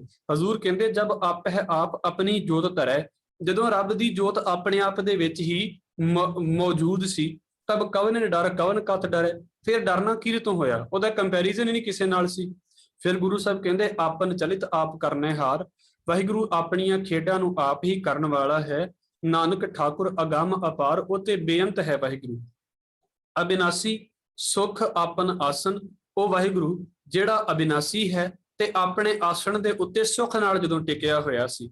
ਤਹਿ ਜਨਮ ਮਰਨ ਕਹੋ ਕਹਾ ਬਿਨਾਸਨ, ਫਿਰ ਕਿੰਨੇ ਜੰਮਣਾ ਤੇ ਕਿੰਨੇ ਮਰਨਾ ਸੀ? ਭਾਵ ਕਿ ਜਦੋਂ ਹੈ ਹੀ ਰੱਬ ਇਕੱਲਾ ਸੀ, ਫਿਰ ਜਨਮ ਮਰਨ ਦੀ ਤੇ ਖੇਡ ਹੀ ਖਤਮ ਹੋ ਗਈ। ਇਸ ਕਰਕੇ ਜਬ ਪੂਰਨ ਕਰਤਾ ਪ੍ਰਭ ਸੋਏ, ਇਹ ਨਿਰਗੁਣ ਦੀ ਕਥਾ ਚੱਲਦੀ ਪਈ ਹੈ। ਜਬ ਪੂਰਨ ਕਰਤਾ ਪ੍ਰਭ ਸੋਏ, ਜਦੋਂ ਪ੍ਰਭੂ ਹੀ ਪੂਰਨ ਸੀ ਤੇ ਸਾਰਿਆਂ ਦਾ ਕਰਤਾ ਸੀ। ਹਜ਼ੂਰ ਕਹਿੰਦੇ ਨੇ ਤਬ ਜਮ ਕੀ ਤਰਾਸ ਕਹੋ ਕਿਸ ਹੋਏ, ਤੇ ਫਿਰ ਗੁਰੂ ਸਾਹਿਬ ਕਹਿੰਦੇ ਨੇ ਭਾਈ ਜੰਮਣ ਮਰਨ ਦਾ ਡਰ ਕਿਹਨੂੰ ਹੋਣਾ ਸੀ? ਤਰਾਸ ਦਾ ਮਤਲਬ ਡਰ, ਜਦੋਂ ਹੈ ਹੀ ਰੱਬ ਸੀ ਤੇ ਉਹਨੂੰ ਤਾਂ ਕੋਈ ਡਰ ਹੀ ਨਹੀਂ, ਕਿਉਂਕਿ ਉਹ ਮਰਦਾ ਹੀ ਨਹੀਂ, ਜੀਵ ਹੈ ਨਹੀਂ ਸੀ। ਇਸ ਕਰਕੇ ਜਨਮ ਮਰਨ ਦਾ ਡਰ ਕਿਹਨੂੰ ਹੋਣਾ ਸੀ? ਜਬ ਅਭਿਗਤ ਅਗੋਚਰ ਪ੍ਰਭ ਏਕਾ, ਜਦੋਂ ਅਵਿਅਕਤ ਸੀ ਰੱਬ, ਇੰਦਰੀਆਂ ਦੀ ਪਹੁੰਚ ਤੋਂ ਪਰੇ ਜਿਹੜਾ ਮਾਲਕ ਹੈ, ਕੇਵਲ ਤੇ ਕੇਵਲ ਇੱਕ ਸੀ। ਤਬ ਚਿਤਰਗੁਪਤ ਕਿਸ ਪੁੱਛਤ ਲੇਖਾ, ਹੁਣ ਤੇ ਮੰਨ ਲਿਆ ਵੀ ਚਿਤਰਗੁਪਤ ਲੇਖਾ ਪੁੱਛਦੇ ਨੇ, ਜਦੋਂ ਹੈ ਹੀ ਕੇਵਲ ਰੱਬ ਸੀ, ਵਿਚਾਰੇ ਵੀ ਨਹੀਂ ਸਨ, ਉਹਨਾਂ ਨੇ ਕਿੱਥੋਂ ਲੇਖਾ ਪੁੱਛਣਾ ਸੀ? ਇਸ ਕਰਕੇ ਜਬ ਨਾਥ ਨਿਰੰਜਨ ਅਗੋਚਰ ਅਗਾਤੇ, ਜਦੋਂ ਕੇਵਲ ਤੇ ਕੇਵਲ ਆਪ ਸੀ ਮਾਲਕ, ਨਿਰੰਜਨ ਮਾਇਆ ਤੋਂ ਰਹਿਤ, ਮਾਇਆ ਦੀ ਕਾਲਖ ਤੋਂ ਰਹਿਤ, ਇੰਦਰੀਆਂ ਦੀ ਪਹੁੰਚ ਤੋਂ ਪਰੇ, ਅਗੋਚਰ ਜਦੋਂ ਅਗਾਧ ਰੱਬ ਆਪ ਹੀ ਸੀ। ਤਬ ਕੌਣ ਛੁੱਟੇ ਕੌਣ ਬੰਧਨ ਬਾਧੇ। ਫਿਰ ਕੌਣ ਬੰਧਨਾਂ ਦੇ ਵਿੱਚ ਬੱਝਿਆ ਸੀ ਤੇ ਕੌਣ ਛੁੱਟਾ ਸੀ। ਜਦੋਂ ਹੈ ਹੀ ਰੱਬ ਆਪਣੇ ਆਪ ਦੇ ਵਿੱਚ ਸੀ ਤੇ ਬੰਧਨਾਂ ਦੇ ਵਿੱਚ ਉਹਨੇ ਕਿਹਨੂੰ ਪਾਉਣਾ ਸੀ। ਆਪ ਤੇ ਉਹ ਬੰਧਨਾਂ ਦੇ ਵਿੱਚ ਪੈਂਦਾ ਹੀ ਨਹੀਂ। ਆਪਨ ਆਪ ਆਪ ਹੀ ਅਚਰਜਾ। ਹਜ਼ੂਰ ਕਹਿੰਦੇ ਮਾਲਕ ਆਪ ਹੀ ਅਚਰਜ ਕਰਨ ਵਾਲੇ ਕੌਤਕ ਵਰਤਾਉਂਦਾ ਹੈ। ਨਾਨਕ ਆਪਨ ਰੂਪ ਆਪ ਹੀ ਉਪਰਜਾ, ਤੇ ਆਪਣੇ ਰੂਪ ਪੈਦਾ ਕਰਨ ਵਾਲਾ ਵੀ ਉਹੀ ਮਾਲਕ ਹੈ। ਜਾਂ ਨਿਰਮਲ ਪੁਰਖ ਪੁਰਖ ਪਤ ਹੋਤਾ। ਹਜ਼ੂਰ ਕਹਿੰਦੇ ਜਿਸ ਅਵਸਥਾ ਦੇ ਵਿੱਚ ਜਿਸ ਵੇਲੇ ਕੇਵਲ ਤੇ ਕੇਵਲ ਹਰੀ ਸੀ, ਜਿਹੜਾ ਸਾਰੇ ਪੁਰਖਾਂ ਦਾ ਸਾਰੇ ਮਨੁੱਖਾਂ ਦਾ ਪਤੀ ਹੈ, ਭਾਵ ਕਿ ਸਾਰਿਆਂ ਦਾ ਸ਼੍ਰੋਮਣੀ ਹੈ, ਜਦੋਂ ਕੇਵਲ ਉਹੀ ਸੀ ਤਾਂ ਬਿਨ ਮੈਲ ਕਹੋ ਕਿਆ ਧੋਤਾ। ਉਹ ਤੇ ਉਹਨੂੰ ਤਾਂ ਕੋਈ ਮੈਲ ਹੀ ਨਹੀਂ ਸੀ ਨਾ ਲੱਗਦੀ ਵਿਕਾਰਾਂ ਦੀ, ਤੇ ਫਿਰ ਉਹਨੇ ਕੀ ਧੋਣਾ ਸੀ ਕੁਝ, ਭਾਵ ਕਿ ਉਹ ਤੇ ਬਿਲਕੁਲ ਆਪਣੇ ਆਪ ਦੇ ਵਿੱਚ ਨਿਰਲੇਪ ਸੀ। ਜਾਂ ਨਿਰੰਜਨ ਨਿਰੰਕਾਰ ਨਿਰਵਾਨ। ਹਜ਼ੂਰ ਕਹਿੰਦੇ ਨੇ ਜਿੱਥੇ ਨਿਰੰਜਨ ਅਕਾਲ ਪੁਰਖ ਵਾਹਿਗੁਰੂ ਸੀ, ਨਿਰੰਕਾਰ ਸੀ, ਵਾਸ਼ਨਾ ਤੋਂ ਰਹਿਤ ਰੱਬ ਸੀ, ਤੈਂ ਕੌਣ ਕੋ ਮਾਨ ਕੌਣ ਅਭਿਮਾਨ। ਜਦੋਂ ਅਸੀਂ ਇਕੱਲੇ ਹੀ ਹੋਵਾਂਗੇ ਦੁਨੀਆ ਦੇ ਵਿੱਚ, ਸਾਨੂੰ ਕੀ ਹੰਕਾਰ ਹੋਵੇਗਾ। ਜਦੋਂ ਸਾਨੂੰ ਇਸ ਗੱਲ ਦੀ ਸਮਝ ਲੱਗ ਜਾਂਦੀ ਨਾ ਵੀ ਭਾਈ ਸਾਡੀ ਕੰਪੈਰੀਜ਼ਨ ਕਿਸੇ ਨਾਲ ਨਹੀਂ ਕੀਤਾ ਜਾ ਸਕਦਾ, ਸਾਨੂੰ ਆਪਣੇ ਆਪ ਹੀ ਹੰਕਾਰ ਹਟ ਜਾਂਦਾ। ਹਜ਼ੂਰ ਕਹਿੰਦੇ ਏਦਾਂ ਜਦੋਂ ਰੱਬ ਇਕੱਲਾ ਸੀ ਤਾਂ ਉਹਨੇ ਹੰਕਾਰ ਕਿਹਦੇ ਨਾਲ ਕਰਨਾ ਸੀ। ਉੱਥੇ ਹੁਣ ਵੀ ਨਹੀਂ ਕਰਦਾ, ਪਰ ਇੱਕ ਅਵਸਥਾ ਹੈ ਵੀ ਜੋ ਦੁਨੀਆ ਦੇ ਵਿੱਚ ਇੰਨਾ ਕੁਝ ਚੱਲਦਾ ਪਿਆ, ਜਦੋਂ ਰੱਬ ਇਕੱਲਾ ਸੀ ਉਦੋਂ ਕੁਝ ਵੀ ਨਹੀਂ ਸੀ ਇਹੋ ਜਿਹਾ। ਜਹਾਂ ਸਰੂਪ ਕੇਵਲ ਜਗਦੀਸ਼। ਜਿੱਥੇ ਕੇਵਲ ਤੇ ਕੇਵਲ ਰੱਬ ਦੀ ਹਸਤੀ ਹੈ, ਹਜ਼ੂਰ ਕਹਿੰਦੇ ਨੇ ਤਾਂ ਛਲ ਛਤਰ ਲਗਤ ਕੋ ਕੀਸ। ਉੱਥੇ ਕਿਸੇ ਨਾਲ ਛਲ ਕੀ ਹੋਣਾ ਸੀ, ਉੱਥੇ ਕਿਸੇ ਦੀ ਕਮਜ਼ੋਰੀ ਕੀ ਫੜੀ ਜਾਣੀ ਸੀ। ਇਸ ਕਰਕੇ ਜਹਾਂ ਜੋਤ ਸਰੂਪੀ ਜੋਤ ਸੰਗ ਸਮਾਵੈ। ਜਦੋਂ ਜੋਤ ਸਰੂਪ ਵਾਹਿਗੁਰੂ ਆਪਣੀ ਜੋਤ ਦੇ ਵਿੱਚ ਹੀ ਸਮਾਇਆ ਹੋਇਆ ਸੀ, ਆਪਣੇ ਆਪ ਦੇ ਵਿੱਚ ਹੀ ਮਸਤ ਸੀ, ਤਾਂ ਕਿਸੇ ਭੂਖ ਕਵਨ ਤ੍ਰਿਪਤ ਆਵੇ। ਤੇ ਉੱਥੇ ਭੁੱਖ ਕਿਹਨੂੰ ਲੱਗਣੀ ਸੀ ਤੇ ਰੱਜਣਾ ਵੀ ਕਿੰਨੇ ਸੀ। ਹਜ਼ੂਰ ਕਹਿੰਦੇ ਕਰਨ ਕਰਾਵਨ ਕਰਨੈ ਹਾਰ। ਵਾਹਿਗੁਰੂ ਆਪ ਹੀ ਜੀਵਾਂ ਦੇ ਕੋਲੋਂ ਸਾਰਾ ਕੁਝ ਕਰਾਉਣ ਵਾਲਾ ਤੇ ਸਾਰਾ ਕੁਝ ਕਰਨ ਵਾਲਾ ਹੈ।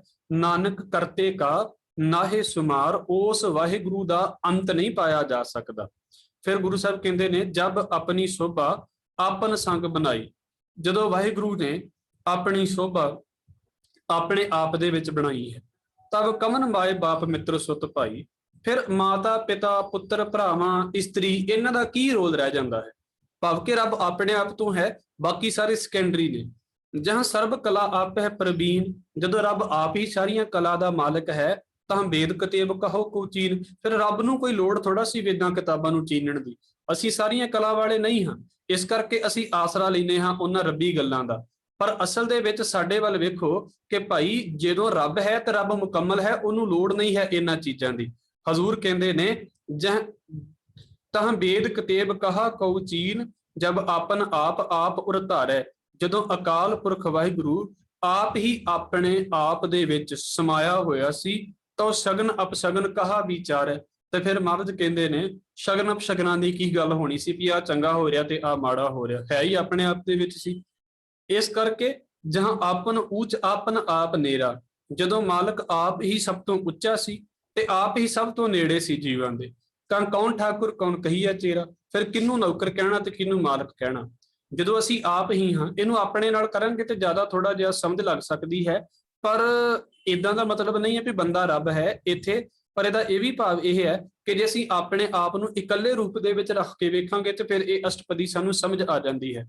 ਜਿੱਦਾਂ ਅਸੀਂ ਆਪ ਹੀ ਇਕੱਲੇ ਹੋਈਏ ਤੇ ਨਾ ਸਾਡਾ ਕੋਈ ਮਾਲਕ ਹੋਵੇ ਨਾ ਸਾਡਾ ਕੋਈ ਨੌਕਰ ਹੋਵੇ, ਆਪਣੇ ਆਪ ਦੇ ਨਾਂ ਤੇ ਅਸੀਂ ਮਾਲਕ ਆ ਤੇ ਨਾ ਅਸੀਂ ਆਪਣੇ ਆਪ ਦੇ ਨੌਕਰ ਹਾਂ। ਇਸ ਕਰਕੇ ਮਹਾਰਾਜ ਕਹਿੰਦੇ ਰੱਬ ਵੀ ਜਦੋਂ ਇਕੱਲਾ ਸੀ ਫਿਰ ਕਿਹਨੂੰ ਆਪਾਂ ਨੌਕਰ ਕਹੀਏ ਤੇ ਕਿਹਨੂੰ ਮਾਲਕ ਕਹੀਏ। ਬਿਸਮਨ ਬਿਸਮ ਰਹੇ ਬਿਸਮਾਦ। ਰੱਬ ਦੇ ਇਹਨਾਂ ਕੌਤਕਾਂ ਨੂੰ ਵੇਖ ਕੇ ਜੀਵ ਵਿਸਮਾਦਿਤ ਹੋ ਜਾਂਦੇ ਨੇ, ਹੈਰਾਨ ਹੋ ਜਾਂਦੇ ਨੇ। ਨਾਨਕ ਆਪਣੀ ਗਤ ਜਾਣੋ ਆਪ। ਐ ਵਾਹਿਗੁਰੂ ਆਪਣੀ ਅਵਸਥਾ ਨੂੰ ਤੁਸੀਂ ਆਪ ਹੀ ਜਾਣਦੇ ਹੋ। ਜਹਾਂ ਅਛਲ ਅਛੇਦ ਅਭੇਦ ਸਮਾਇਆ। ਜਿੱਥੇ ਵਾਹਿਗੁਰੂ ਨੂੰ ਜਦੋਂ ਅਛਲ ਵਾਹਿਗੁਰੂ ਸੀ, ਜਿਹਨੂੰ ਛਲਿਆ ਨਹੀਂ ਜਾ ਸਕਦਾ, ਧੋਖਾ ਨਹੀਂ ਦਿੱਤਾ ਜਾ ਸਕਦਾ। ਅਛੇਦ ਜਿਹਨੂੰ ਮਤਲਬ ਨੁਕਸਾਨ ਨਹੀਂ ਪਹੁੰਚਾਇਆ ਜਾ ਸਕਦਾ, ਜਿਹਨੂੰ ਛੇਦਿਤ ਨਹੀਂ ਕੀਤਾ ਜਾ ਸਕਦਾ, ਜਿਹਦਾ ਭੇਦ ਨਹੀਂ ਪਾਇਆ ਜਾ ਸਕਦਾ, ਉਹ ਮਾਲਕ ਆਪਣੇ ਆਪ ਦੇ ਵਿੱਚ ਸੀ। ਉਹਾਂ ਕਿਸੇ ਵਿਆਪਤ ਮਾਇਆ। ਤੇ ਮਹਾਰਾਜ ਕਹਿੰਦੇ ਫਿਰ ਉੱਥੇ ਮਾਇਆ ਕਿਹਨੂੰ ਵਿਆਪਣੀ ਸੀ। ਜਿਹੜਾ ਕਮਜ਼ੋਰ ਹੀ ਨਹੀਂ ਕਿਸੇ ਪਾਸੇ ਤੋਂ, ਉਹਦੇ ਤੇ ਕੀ ਹਮਲਾ ਹੋਣਾ ਸੀ। ਆਪਸ ਕੋ ਆਪੇ ਆਦੇਸ਼। ਜਦੋਂ ਰੱਬ ਆਪਣੇ ਆਪ ਨੂੰ ਆਪ ਹੀ ਨਮਸਕਾਰ ਕਰਦਾ ਹੈ, ਹਜ਼ੂਰ ਕਹਿੰਦੇ ਤਿਹ ਗੁਣ ਕਾ ਨਾਹੀ ਪ੍ਰਵੇਸ਼। ਉੱਥੇ ਫਿਰ ਤਿੰਨ ਗੁਣ ਨਹੀਂ ਪ੍ਰਵੇਸ਼ ਕਰਦੇ ਮਾਇਆ ਦੇ। ਜਹਾਂ ਇੱਕ ਹੈ ਏਕ ਏਕ ਭਗਵੰਤਾ। ਜਦੋਂ ਕੇਵਲ ਤੇ ਕੇਵਲ ਇੱਕ ਰੱਬ ਹੀ ਆਪਣੇ ਆਪ ਦੇ ਵਿੱਚ ਮਸਤ ਹੈ, ਤਹ ਕੌਣ ਅਚਿੰਤ ਕਿਸ ਲੱਗਿਆ ਚਿੰਤਾ। ਫਿਰ ਚਿੰਤਾ ਅਚਿੰਤਾ ਕਿਹਨੂੰ ਹੋਣੀ ਸੀ। ਇਹ ਸਾਰੀਆਂ ਚੀਜ਼ਾਂ ਜਿਹੜੀਆਂ ਨੇ ਉਹ ਮਨ ਦੀ ਅਵਸਥਾ ਦੇ ਨਾਲ ਵੀ ਰਿਲੇਟ ਕਰਦੀਆਂ ਨੇ। ਹਜ਼ੂਰ ਕਹਿੰਦੇ ਨੇ ਜਹਾਂ ਆਪਨ ਆਪ ਆਪ ਪਤਿਆਰਾ। ਜਿੱਥੇ ਰੱਬ ਆਪ ਹੀ ਆਪਣੇ ਨਾਲ ਗੱਲਾਂ ਕਰਕੇ ਖੁਸ਼ ਹੋ ਰਿਹਾ ਸੀ, ਆਪਣੇ ਆਪ ਦੇ ਵਿੱਚ ਮਸਤ ਸੀ, ਤਾਂ ਕੌਣ ਕਥੈ ਕੌਣ ਸੁਣਨੇ ਹਾਰਾ। ਜਦੋਂ ਅਸੀਂ ਆਪਣੇ ਆਪ ਨਾਲ ਗੱਲਾਂ ਕਰਦੇ ਹਾਂ, ਕੋਈ ਹੋਵੇ ਨਾ ਹੋਵੇ ਸਾਨੂੰ ਮਤਲਬ ਹੀ ਨਹੀਂ। ਏਦਾਂ ਮਹਾਰਾਜ ਕਹਿੰਦੇ ਜਦੋਂ ਰੱਬ ਆਪਣੇ ਆਪ ਦੇ ਨਾਲ ਇਕੱਲਾ ਗੱਲਾਂ ਕਰਦਾ ਪਿਆ ਸੀ, ਉਦੋਂ ਕੌਣ ਕੋਈ ਬੋਲਣ ਵਾਲਾ ਸੀ ਤੇ ਸੁਣਨ ਵਾਲਾ ਸੀ। ਇਸ ਕਰਕੇ ਬਹੁਤ ਬੇਅੰਤ ਊਚ ਤੇ ਉੱਚਾ ਉਹ ਵਾਹਿਗੁਰੂ ਜਿਹੜਾ ਬੇਅੰਤ ਹੈ, ਉੱਚਿਆਂ ਤੋਂ ਉੱਚਾ ਹੈ। ਨਾਨਕ ਆਪਸ ਕੋ ਆਪਹਿ ਪਹੁੰਚਾ, ਆਪਣ ਤੱਕ ਪਹੁੰਚਣ ਵਾਲਾ ਉਹ ਮਾਲਕ ਆਪ ਹੀ ਹੈ। ਜਹਾਂ ਆਪ ਰਚਿਓ ਪ੍ਰਪੰਚ ਆਕਾਰ, ਆ ਹੁਣ ਪ੍ਰਪੰਚ ਬਣ ਗਿਆ। ਪੱਪੈ ਪਾਤਸ਼ਾਹ ਪਰਮੇਸ਼ਰ ਵੇਖਣ ਕੋ ਪ੍ਰਪੰਚ ਕੀਆ। ਪ੍ਰਪੰਚ ਦਾ ਮਤਲਬ ਹੁੰਦਾ ਹੈ ਖਿਲਾਰਾ, ਖੇਡ। ਹਜ਼ੂਰ ਕਹਿੰਦੇ ਨੇ ਜਿੱਥੇ ਮਾਲਕ ਨੇ ਆ ਸੰਸਾਰ ਦਾ ਪ੍ਰਪੰਚ ਬਣਾ ਦਿੱਤਾ, ਸੰਸਾਰ ਹੋਂਦ ਦੇ ਵਿੱਚ ਆ ਗਿਆ। ਹੁਣ ਨਿਰਗੁਣ ਤੋਂ ਸਰਗੁਣ ਦ੍ਰਿਸ਼ਟਾਰੰਗ ਵਾਲੀ ਗੱਲ ਹੋ ਗਈ। ਤੇਹ ਗੁਣ ਮੈਂ ਕੀਨੋ ਵਿਸਤਾਰ, ਤੇ ਉਹਨੇ 3 ਗੁਣਾਂ ਦੇ ਵਿੱਚ ਇਹ ਸੰਸਾਰ ਬਣਾਇਆ ਹੈ। ਮਾਇਆ ਦੇ 3 ਗੁਣਾਂ ਦੇ ਅਧੀਨ ਇਹ ਸੰਸਾਰ ਬਣਾਇਆ ਹੈ। ਫਿਰ ਕੀ ਹੋ ਗਿਆ, ਜਦੋਂ 3 ਗੁਣਾਂ ਦੀ ਗੱਲ ਆ ਗਈ ਤਾਂ 3 ਗੁਣਾਂ ਦੇ ਵਿੱਚ ਕੀ ਆ ਜਾਵੇਗਾ, ਪਾਪ ਪੁੰਨ ਤੈ ਭਈ ਕਹਾਵਤ। ਫਿਰ ਪਾਪ ਤੇ ਪੁੰਨ ਦੀਆਂ ਗੱਲਾਂ ਚੱਲਣ ਲੱਗ ਪਈਆਂ। ਜਦੋਂ ਰੱਬ ਕੱਲਾ ਹੈ, ਨਾ ਪੁੰਨ ਪਾਪ ਹੈ, ਨਾ ਸਵਰਗ ਨਰਕ ਹੈ, ਨਾ ਊਚ ਨੀਚ ਹੈ, ਕੁਝ ਨਹੀਂ ਹੈ, ਕੇਵਲ ਤੇ ਕੇਵਲ ਉਹ ਹੈ। ਪਰ ਤ੍ਰੈਗੁਣੀ ਸੰਸਾਰ ਸ਼ੁਰੂ ਹੋ ਗਿਆ, ਇਸ ਕਰਕੇ ਪਾਪ ਪੁੰਨ ਦੀ ਗੱਲ ਚੱਲਣ ਲੱਗ ਪਈ, ਚੰਗੇ ਮੰਦੇ ਦੀ ਗੱਲ ਚੱਲਣ ਲੱਗ ਪਈ। ਕੋਈ ਨਰਕ ਕੋ ਸੁਰਗ ਵੰਸ਼ਾਵਤ, ਫਿਰ ਕੋਈ ਨਰਕ ਦੀਆਂ ਗੱਲਾਂ ਕਰਨ ਲੱਗ ਪਿਆ, ਕੋਈ ਸਵਰਗ ਦੀ ਇੱਛਾ ਕਰਨ ਲੱਗ ਪਿਆ। ਸੰਸਾਰ ਪੈਦਾ ਹੋ ਗਿਆ ਤੇ ਆਲ ਜਾਲ ਮਾਇਆ ਜੰਜਾਲ, ਕਿੰਨੇ ਹੀ ਆਲ ਜੰਜਾਲ, ਘਰ ਦੇ ਜੰਜਾਲ, ਮਾਇਆ ਦੇ ਜੰਜਾਲ ਇਹ ਪੈਦਾ ਹੋ ਗਏ। ਹਉਮੈ ਮੋਹ ਭਰਮ ਪੈ ਭਾਰ, ਫਿਰ ਸਤਿਗੁਰੂ ਕਹਿੰਦੇ ਸੰਸਾਰ ਦੇ ਹੋਂਦ ਦੇ ਵਿੱਚ ਆਉਣ ਕਰਕੇ, ਮਾਇਆ ਦੇ 3 ਗੁਣਾਂ ਦੇ ਪ੍ਰਭਾਵ ਦੇ ਕਰਕੇ ਫਿਰ ਕੀ ਹੋ ਗਿਆ, ਹਉਮੈ ਦਾ, ਮੋਹ ਦਾ, ਭਰਮ ਦਾ ਭਾਰ ਜੀਵਾਂ ਦੇ ਉੱਤੇ ਪੈ ਗਿਆ। ਦੁੱਖ ਸੁਖ ਮਾਨ ਅਪਮਾਨ, ਜੀਵ ਦੁੱਖ ਸੁੱਖ ਦੇ ਨਾਲ ਜੁੜ ਗਏ, ਮਾਨ ਅਪਮਾਨ ਦੇ ਨਾਲ ਜੁੜ ਗਏ। ਅਨੇਕ ਪ੍ਰਕਾਰ ਕੀ ਬਖਿਆਨ, ਸਤਿਗੁਰੂ ਕਹਿੰਦੇ ਨੇ ਫਿਰ ਇਦਾਂ ਦੀਆਂ ਕਈ ਤਰੀਕੇ ਦੀਆਂ ਗੱਲਾਂ ਲੋਕ ਕਰਨ ਲੱਗ ਪਏ, ਜਿੱਦਾਂ ਹੁਣ ਵੀ ਸਾਡੇ ਸਮਾਜ ਦੇ ਵਿੱਚ ਪ੍ਰਚਲਿਤ ਨੇ। ਇਹ ਤਾਂ ਨੇ ਕਿਉਂਕਿ ਮਾਇਆ ਦੇ 3 ਗੁਣ ਨੇ। ਰੱਬ ਇਕੱਲਾ ਹੋਵੇਗਾ, ਇਹੋ ਜਿਹਾ ਕੁਝ ਵੀ ਨਹੀਂ ਹੋਵੇਗਾ। ਹਜ਼ੂਰ ਕਹਿੰਦੇ ਆਪਨ ਖੇਲ ਆਪ ਕਰ ਦੇਖੈ, ਮਾਲਕ ਆਪਣੀਆਂ ਖੇਡਾਂ ਨੂੰ ਆਪ ਹੀ ਕਰਨ ਵਾਲਾ ਹੈ, ਵਰਤਾਉਣ ਵਾਲਾ ਹੈ। ਖੇਲ ਸੰਕੋਚੈ ਤਾਂ ਉਹ ਨਾਨਕ ਇੱਕ ਹੈ। ਇਹ ਸਾਰੀਆਂ ਖੇਡਾਂ ਨੂੰ ਸੰਕੋਚ ਦੇਵੇ ਤੇ ਫਿਰ ਮਾਲਕ ਇੱਕ ਹੋ ਜਾਂਦਾ ਹੈ। ਇਦਾਂ ਕਹਿ ਲਈਏ ਕਿ ਜਿੱਦਾਂ ਇੱਕ ਗਰਾਊਂਡ ਹੈ ਤੇ ਗਰਾਊਂਡ ਦੇ ਵਿੱਚ ਜਦੋਂ ਗਰਾਊਂਡ ਹੀ ਨਹੀਂ ਸੀ, ਫਿਰ ਕਿਹੜੇ ਪਲੇਅਰ ਨੇ ਖੇਡਣਾ ਸੀ, ਕੀ ਉਹਨੇ ਫਾਉਲ ਕਰਨੇ ਸੀ, ਕੀ ਉਹਨੇ ਚੰਗਾ ਖੇਡਣਾ ਸੀ। ਪਰ ਜਦੋਂ ਗਰਾਊਂਡ ਬਣ ਗਈ ਫਿਰ ਪਲੇਅਰ ਵੀ ਆ ਗਏ, ਖੇਡ ਵੀ ਲਿਆ ਉਹਨਾਂ ਨੇ, ਕਈਆਂ ਨੇ ਚੰਗਾ ਖੇਡ ਲਿਆ, ਕਈਆਂ ਨੇ ਬੁਰਾ ਖੇਡ ਲਿਆ। ਹੁਣ ਫਿਰ ਗਰਾਊਂਡ ਖਤਮ ਹੋ ਗਈ ਤੇ ਪਲੇਅਰ ਵੀ ਆਪਣੇ ਆਪ ਹੀ ਪਰੇ ਹੋ ਜਾਣਗੇ। ਇਸ ਕਰਕੇ ਮਹਾਰਾਜ ਕਹਿੰਦੇ ਖੇਲ ਸੰਕੋਚ ਹੈ। ਜਦੋਂ ਖੇਲ ਇਕੱਠਾ ਕਰਦਾ ਹੈ ਨਾ ਤਾਂ ਉਹ ਨਾਨਕ ਇੱਕ ਹੈ। ਜਿੱਦਾਂ ਬਾਜ਼ੀਗਰ ਕਈ ਚੀਜ਼ਾਂ ਆਪਣੇ ਅੰਦਰੋਂ ਕੱਢ ਕੇ ਵਿਖਾਈ ਜਾਂਦਾ ਹੈ, ਕਦੀ ਕੋਈ ਕੌਤਕ ਕਰ ਦਿੰਦਾ, ਕਦੀ ਕੋਈ ਤਮਾਸ਼ਾ ਕਰ ਦਿੰਦਾ, ਪਰ ਸਾਰਾ ਕੁਝ ਫਿਰ ਆਪਣੇ ਅੰਦਰ ਹੀ ਸਮਾ ਲੈਂਦਾ ਹੈ। ਏਦਾਂ ਮਹਾਰਾਜ ਕਹਿੰਦੇ ਰੱਬ ਪੈਦਾ ਕਰਦਾ ਹੈ, ਪਰ ਜਦੋਂ ਖੇਡ ਨੂੰ ਸੰਕੋਚਦਾ ਹੈ, ਇਕੱਠੀ ਕਰਦਾ ਹੈ, ਫਿਰ ਇੱਕ ਦਾ ਇੱਕ ਰਹਿ ਜਾਂਦਾ ਹੈ। ਜਹ ਅਭਿਗਤ ਭਗਤ ਤਹ ਆਪ, ਹਜ਼ੂਰ ਕਹਿੰਦੇ ਜਿੱਥੇ ਰੱਬ ਦੇ ਭਗਤ ਨੇ ਨਾ, ਰੱਬ ਦਾ ਭਗਤ ਵਸਦਾ ਹੈ, ਉੱਥੇ ਮਾਲਕ ਆਪ ਵਸਦਾ ਹੈ। ਜਹਾਂ ਪਸਰੈ ਪਾਸਾਰ ਸੰਤ ਪ੍ਰਤਾਪ, ਆ ਜਿੰਨਾ ਵੀ ਪਸਾਰਾ ਹੈ ਨਾ, ਮਹਾਰਾਜ ਕਹਿੰਦੇ ਨੇ ਭਾਈ ਸੰਤ ਦੇ ਪ੍ਰਤਾਪ ਦੇ ਲਈ, ਭਾਵ ਕਿ ਗੁਰੂ ਦੀ ਵਡਿਆਈ ਦੇ ਲਈ ਮਾਲਕ ਨੇ ਇਹ ਸੰਸਾਰ ਜੋ ਹੈ ਇਹ ਪਸਾਰਾ ਕੀਤਾ ਹੈ। ਦੋਹਾਂ ਪਾਖ ਕਾ ਆਪੇ ਧਨੀ, ਅਕਾਲ ਪੁਰਖ ਵਾਹਿਗੁਰੂ ਦੋਵਾਂ ਪਾਸਿਆਂ ਦਾ, ਚੰਗੇ ਪਾਸੇ ਦਾ, ਬੁਰੇ ਪਾਸੇ ਦਾ, ਉੱਚੇ ਦਾ, ਨੀਵੇਂ ਦਾ, ਜਨਮ ਤੋਂ ਵਾਲੇ ਦਾ, ਮਰਨ ਵਾਲੇ ਦਾ, ਹਰ ਪਾਸੇ ਦਾ ਮਾਲਕ ਆਪ ਧਨੀ ਹੈ। ਹਰ ਚੀਜ਼ ਦੇ 2 ਪਾਸੇ ਹੁੰਦੇ ਨੇ। ਹਜ਼ੂਰ ਕਹਿੰਦੇ ਉਨਕੀ ਸੋਭਾ ਉਹਨੂੰ ਬਣੀ, ਪਰ ਮਹਾਰਾਜ ਕਹਿੰਦੇ ਨੇ ਰੱਬ ਅਸਲ ਦੇ ਵਿੱਚ ਇਦਾਂ ਦੀ ਖੇਡ ਹੈ ਕਿ ਜਿਹੜੇ ਰੱਬ ਦੇ ਭਗਤ ਨੇ ਉਹਨੂੰ ਜਪਦੇ ਨੇ ਤੇ ਉਹਨਾਂ ਦੀ ਸੋਭਾ ਸਮਝ ਲਓ ਵੀ ਰੱਬ ਨੂੰ ਹੀ ਬਣ ਕੇ ਆਉਂਦੀ ਹੈ, ਰੱਬ ਨੂੰ ਹੀ ਚੰਗੀ ਲੱਗਦੀ ਹੈ। ਆਪੇ ਕੌਤਕ ਕਰੇ ਆਨੰਦ ਚੋਜ, ਆਪ ਹੀ ਰੱਬ ਕਈ ਤਰੀਕਿਆਂ ਦੇ ਕੌਤਕ ਕਰਦਾ ਹੈ, ਆਨੰਦ ਕਰਦਾ ਹੈ, ਤਮਾਸ਼ੇ ਕਰਦਾ ਹੈ। ਆਪਨ ਰਸ ਭੋਗ ਨਿਰਜੋਗ, ਆਪੇ ਹੈ ਰਸ ਭੋਗ ਨਿਰਜੋਗ, ਤੇ ਆਪ ਹੀ ਮਾਲਕ ਕਈ ਤਰੀਕਿਆਂ ਦੇ ਰਸ ਭੋਗਦਾ ਹੈ, ਪਰ ਆਪ ਹੀ ਜੋਗੀ ਹੈ, ਭਾਵ ਕਿ ਰਸਾਂ ਤੋਂ ਉੱਤੇ ਹੈ। ਜਿਸ ਭਾਵੈ ਤਿਸ ਆਪਨ ਨਾਏ ਲਾਵੇ, ਹਜ਼ੂਰ ਕਹਿੰਦੇ ਨੇ ਜਿਹਨੂੰ ਚਾਹੁੰਦਾ ਹੈ ਉਹਨੂੰ ਆਪਣੇ ਨਾਮ ਦੇ ਨਾਲ ਜੋੜ ਦਿੰਦਾ ਹੈ। ਜਿਸ ਭਾਵੈ ਤਿਸ ਖੇਲ ਖਿਲਾਵੇ, ਜਿਹਨੂੰ ਉਹ ਚਾਹੇ ਵੀ ਕੋਈ ਨਹੀਂ ਤੁਸੀਂ ਅਜੇ ਹੋਰ ਖੇਡੋ, ਉਹਨੂੰ ਅਜੇ ਵੀ ਸੰਸਾਰ ਦੇ ਵਿੱਚ ਭਟਕਾ ਦਿੰਦਾ ਹੈ। ਬੇਸ਼ੁਮਾਰ ਅਥਾਹ ਅਗਨਤ ਅਤੁਲ ਹੈ, ਇਹ ਬੇਸ਼ੁਮਾਰ ਵਾਹਿਗੁਰੂ, ਇਹ ਅਥਾਹ ਵਾਹਿਗੁਰੂ, ਇਹ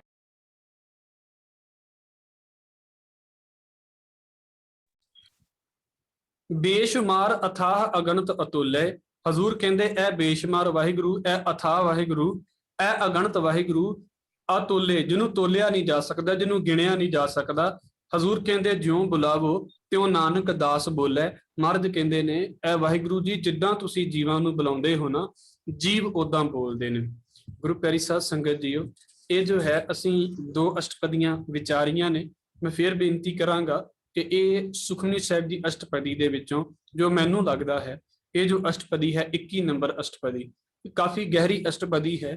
ਇੰਨੀ ਜਲਦੀ ਇਹਦੇ ਅਰਥ ਸਮਝ ਨਹੀਂ ਆਉਂਦੇ।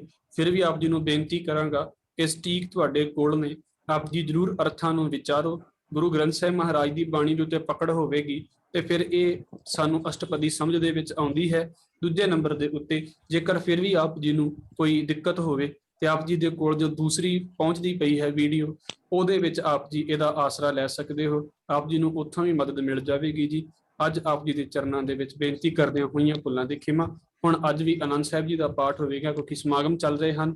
ਸੋ ਜਿੰਨੀ ਵੀ ਸੰਗਤ, ਖਾਸ ਕਰਕੇ ਬੇਨਤੀ ਹੈ ਕਿ ਸ੍ਰੀ ਅਕਾਲ ਤਖਤ ਸਾਹਿਬ ਦੇ ਉੱਪਰ 1 ਤਰੀਕ ਤੋਂ ਲੈ ਕੇ ਜੋ 6 ਤਰੀਕ ਤੱਕ ਦਾ ਜੋ ਹਮਲਾ, ਅੱਜ 37ਵੀਂ ਵਰ੍ਹੇਗੰਢ ਹੈ ਉਸ ਹਮਲੇ ਦੀ, ਜਿਸ ਹਮਲੇ ਦੇ ਵਿੱਚ ਸਿੱਖ ਕੌਮ ਦੇ ਬੱਚੇ, ਬਜ਼ੁਰਗ, ਜਵਾਨ ਜਿੰਨੇ ਵੀ ਨੇ, ਜੋ ਗੁਰੂ ਅਰਜਨ ਸਾਹਿਬ ਸੱਚੇ ਪਾਤਸ਼ਾਹ ਜੀ ਦਾ ਸ਼ਹੀਦੀ ਦਿਹਾੜਾ ਮਨਾਉਣ ਦੇ ਲਈ ਦਰਬਾਰ ਸਾਹਿਬ ਆਮ ਸੰਗਤਾਂ ਗਈਆਂ ਹੋਈਆਂ ਸਨ, ਉਹਨਾਂ ਦੇ ਉੱਤੇ ਵੀ ਤਸ਼ੱਦਦ ਕੀਤਾ ਗਿਆ ਜਾਂ ਖਾਸ ਤੌਰ ਦੇ ਉੱਤੇ ਉਹਨਾਂ ਨੂੰ ਜ਼ਲੀਲ ਕੀਤਾ ਗਿਆ, ਉਹਨਾਂ ਨੂੰ ਭੁੱਖੇ ਰੱਖਿਆ ਗਿਆ, ਹਰ ਤਰੀਕੇ ਤੋਂ ਉਹਨਾਂ ਨੂੰ ਮਾਨਸਿਕ ਦੁੱਖ ਦਿੱਤੇ ਗਏ ਉੱਥੇ ਬਿਠਾ ਕੇ, ਤੇ ਸਾਹਮਣੇ ਬੇਹੁਰਮਤੀ ਕੀਤੀ ਗਈ ਗੁਰੂ ਧਾਮ ਦੀ। ਸੋ ਉਸ ਬੇਅਦਬੀ ਦਾ ਬਦਲਾ ਲੈਂਦਿਆਂ ਹੋਇਆਂ ਜਿੰਨੇ ਵੀ ਸਿੰਘ ਸਿੰਘਣੀਆਂ ਸ਼ਹੀਦ ਹੋਏ ਨੇ, ਉਹਨਾਂ ਸਾਰਿਆਂ ਦੇ ਚਰਨਾਂ ਦੇ ਉੱਤੇ ਨਮਸਕਾਰ। ਬੇਨਤੀ ਕਰਾਂਗਾ ਵੱਧ ਤੋਂ ਵੱਧ ਬਾਣੀ ਨਾਲ ਜੁੜੀਏ, ਪਰ ਨਾਲ ਹੀ ਇਤਿਹਾਸ ਨੂੰ ਵੀ ਪੜ੍ਹੀਏ, ਇਤਿਹਾਸ ਨੂੰ ਆਪਾਂ ਸਮਝੀਏ ਕਿ ਕਿਹੜੇ ਕਾਰਨ ਬਣਦੇ ਨੇ। ਨਹੀਂ ਤਾਂ ਸਾਨੂੰ ਟੀਵੀ, ਮੋਬਾਈਲ ਤੇ ਨਕਲੀ ਕਿਤਾਬਾਂ ਉਹ ਕੁਝ ਹੀ ਸਿਖਾ ਦਿੰਦੀਆਂ ਨੇ ਜੋ ਉਹ ਸਾਨੂੰ ਸਿਖਾਉਣਾ ਚਾਹੁੰਦੇ ਨੇ। ਆਪਣੀਆਂ ਕਿਤਾਬਾਂ ਦੇ ਨਾਲ ਥੋੜਾ ਜਿਹਾ ਪਿਆਰ ਪਾਈਏ, ਪੜ੍ਹੀਏ, ਅਸੀਂ ਸਾਡਾ ਟਾਈਮ ਹੋਵੇ ਬਾਣੀ ਦਾ ਵੀ ਅਸੀਂ ਖੁਦ ਅਧਿਐਨ ਕਰੀਏ, ਐਨਾਲਿਸਿਸ ਕਰੀਏ, ਬਾਣੀ ਨੂੰ ਆਪਣੀ ਜ਼ਿੰਦਗੀ ਦੇ ਵਿੱਚ ਲੈ ਕੇ ਆਈਏ, ਪਰ ਨਾਲ ਹੀ ਇਤਿਹਾਸ ਦੇ ਪਾਸੇ ਨੂੰ ਵੀ ਜ਼ਰੂਰ ਵਿਚਾਰੀਏ, ਖੋਜ ਕਰੀਏ। ਸਤਿਗੁਰੂ ਕਿਰਪਾ ਕਰਨ, ਚੜ੍ਹਦੀ ਕਲਾ ਦੇ ਵਿੱਚ ਰਹੋ। ਆਨੰਦ ਸਾਹਿਬ ਜੀ ਦਾ ਪਾਠ ਕਰਕੇ ਫਿਰ ਅਸੀਂ ਸਮਾਪਤੀ ਕਰਾਂਗੇ ਜੀ। ਮੇਰੇ ਪਾਸੋਂ ਬੋਲਦਿਆਂ ਹੋਈਆਂ ਭੁੱਲਾਂ ਦੀ ਖਿਮਾ। ਫਤਿਹ ਨਾਲ ਸੰਤ ਪਾਓ ਜੀ। ਵਾਹਿਗੁਰੂ ਜੀ ਕਾ ਖਾਲਸਾ, ਵਾਹਿਗੁਰੂ ਜੀ ਕੀ ਫਤਿਹ। ਰਾਮ ਕਲੀ